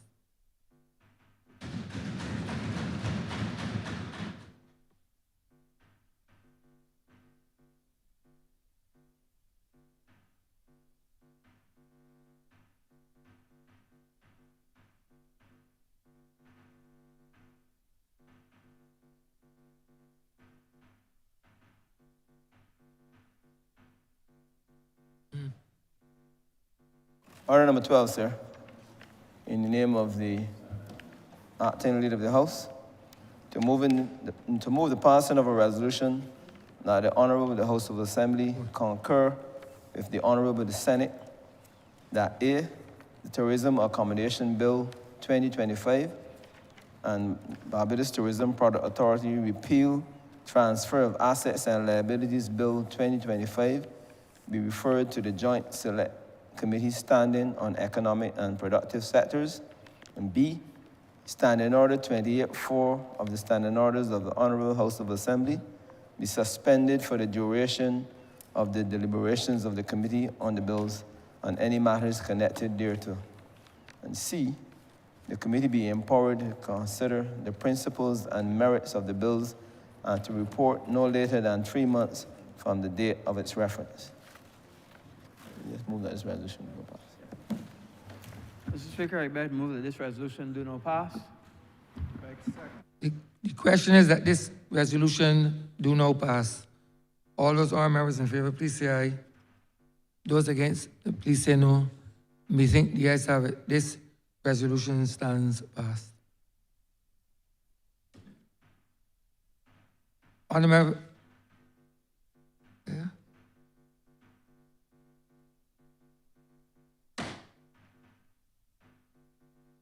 What is that? Some report, yeah.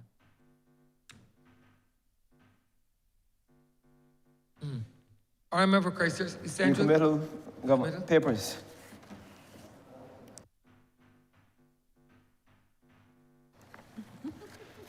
Honourable. Oh, no. Honourable Christchurch, Essential. Oh. Sorry.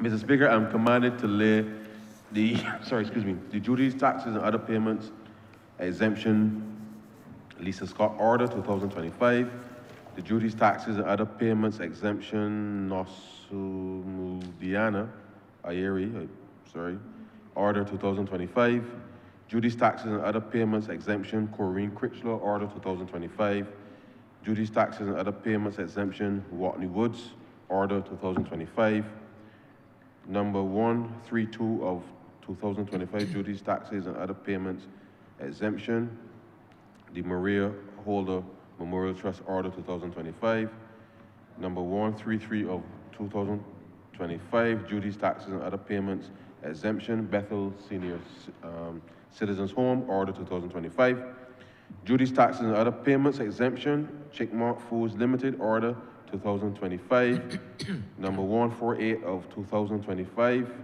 duties, taxes, and other payments exemption Sanitation Services Authority Order 2025, number 146 of 2025, duties, taxes, and other payments exemption Barbados Revenue Order 2025, and number 145 of 2025, duties, taxes, and other payments exemption Corey Marshall Order 2025.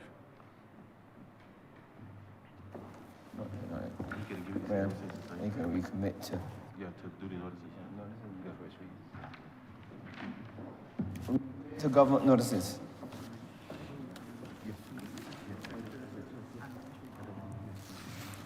So, Mr. Speaker.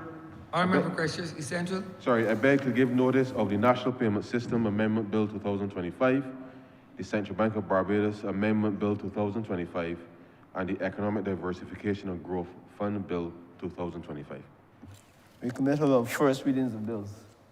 Honourable Christchurch, Essential.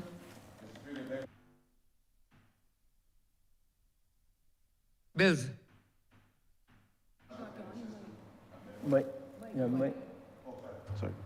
Sorry, Mr. Speaker, I beg to move the first reading of the National Payment System Amendment Bill 2025, the Central Bank of Barbados Amendment Bill 2025, and the Economic Diversification and Growth Fund Bill 2025. Questions that the aforementioned bills be read the first time. All those honourable members in favor, please say aye.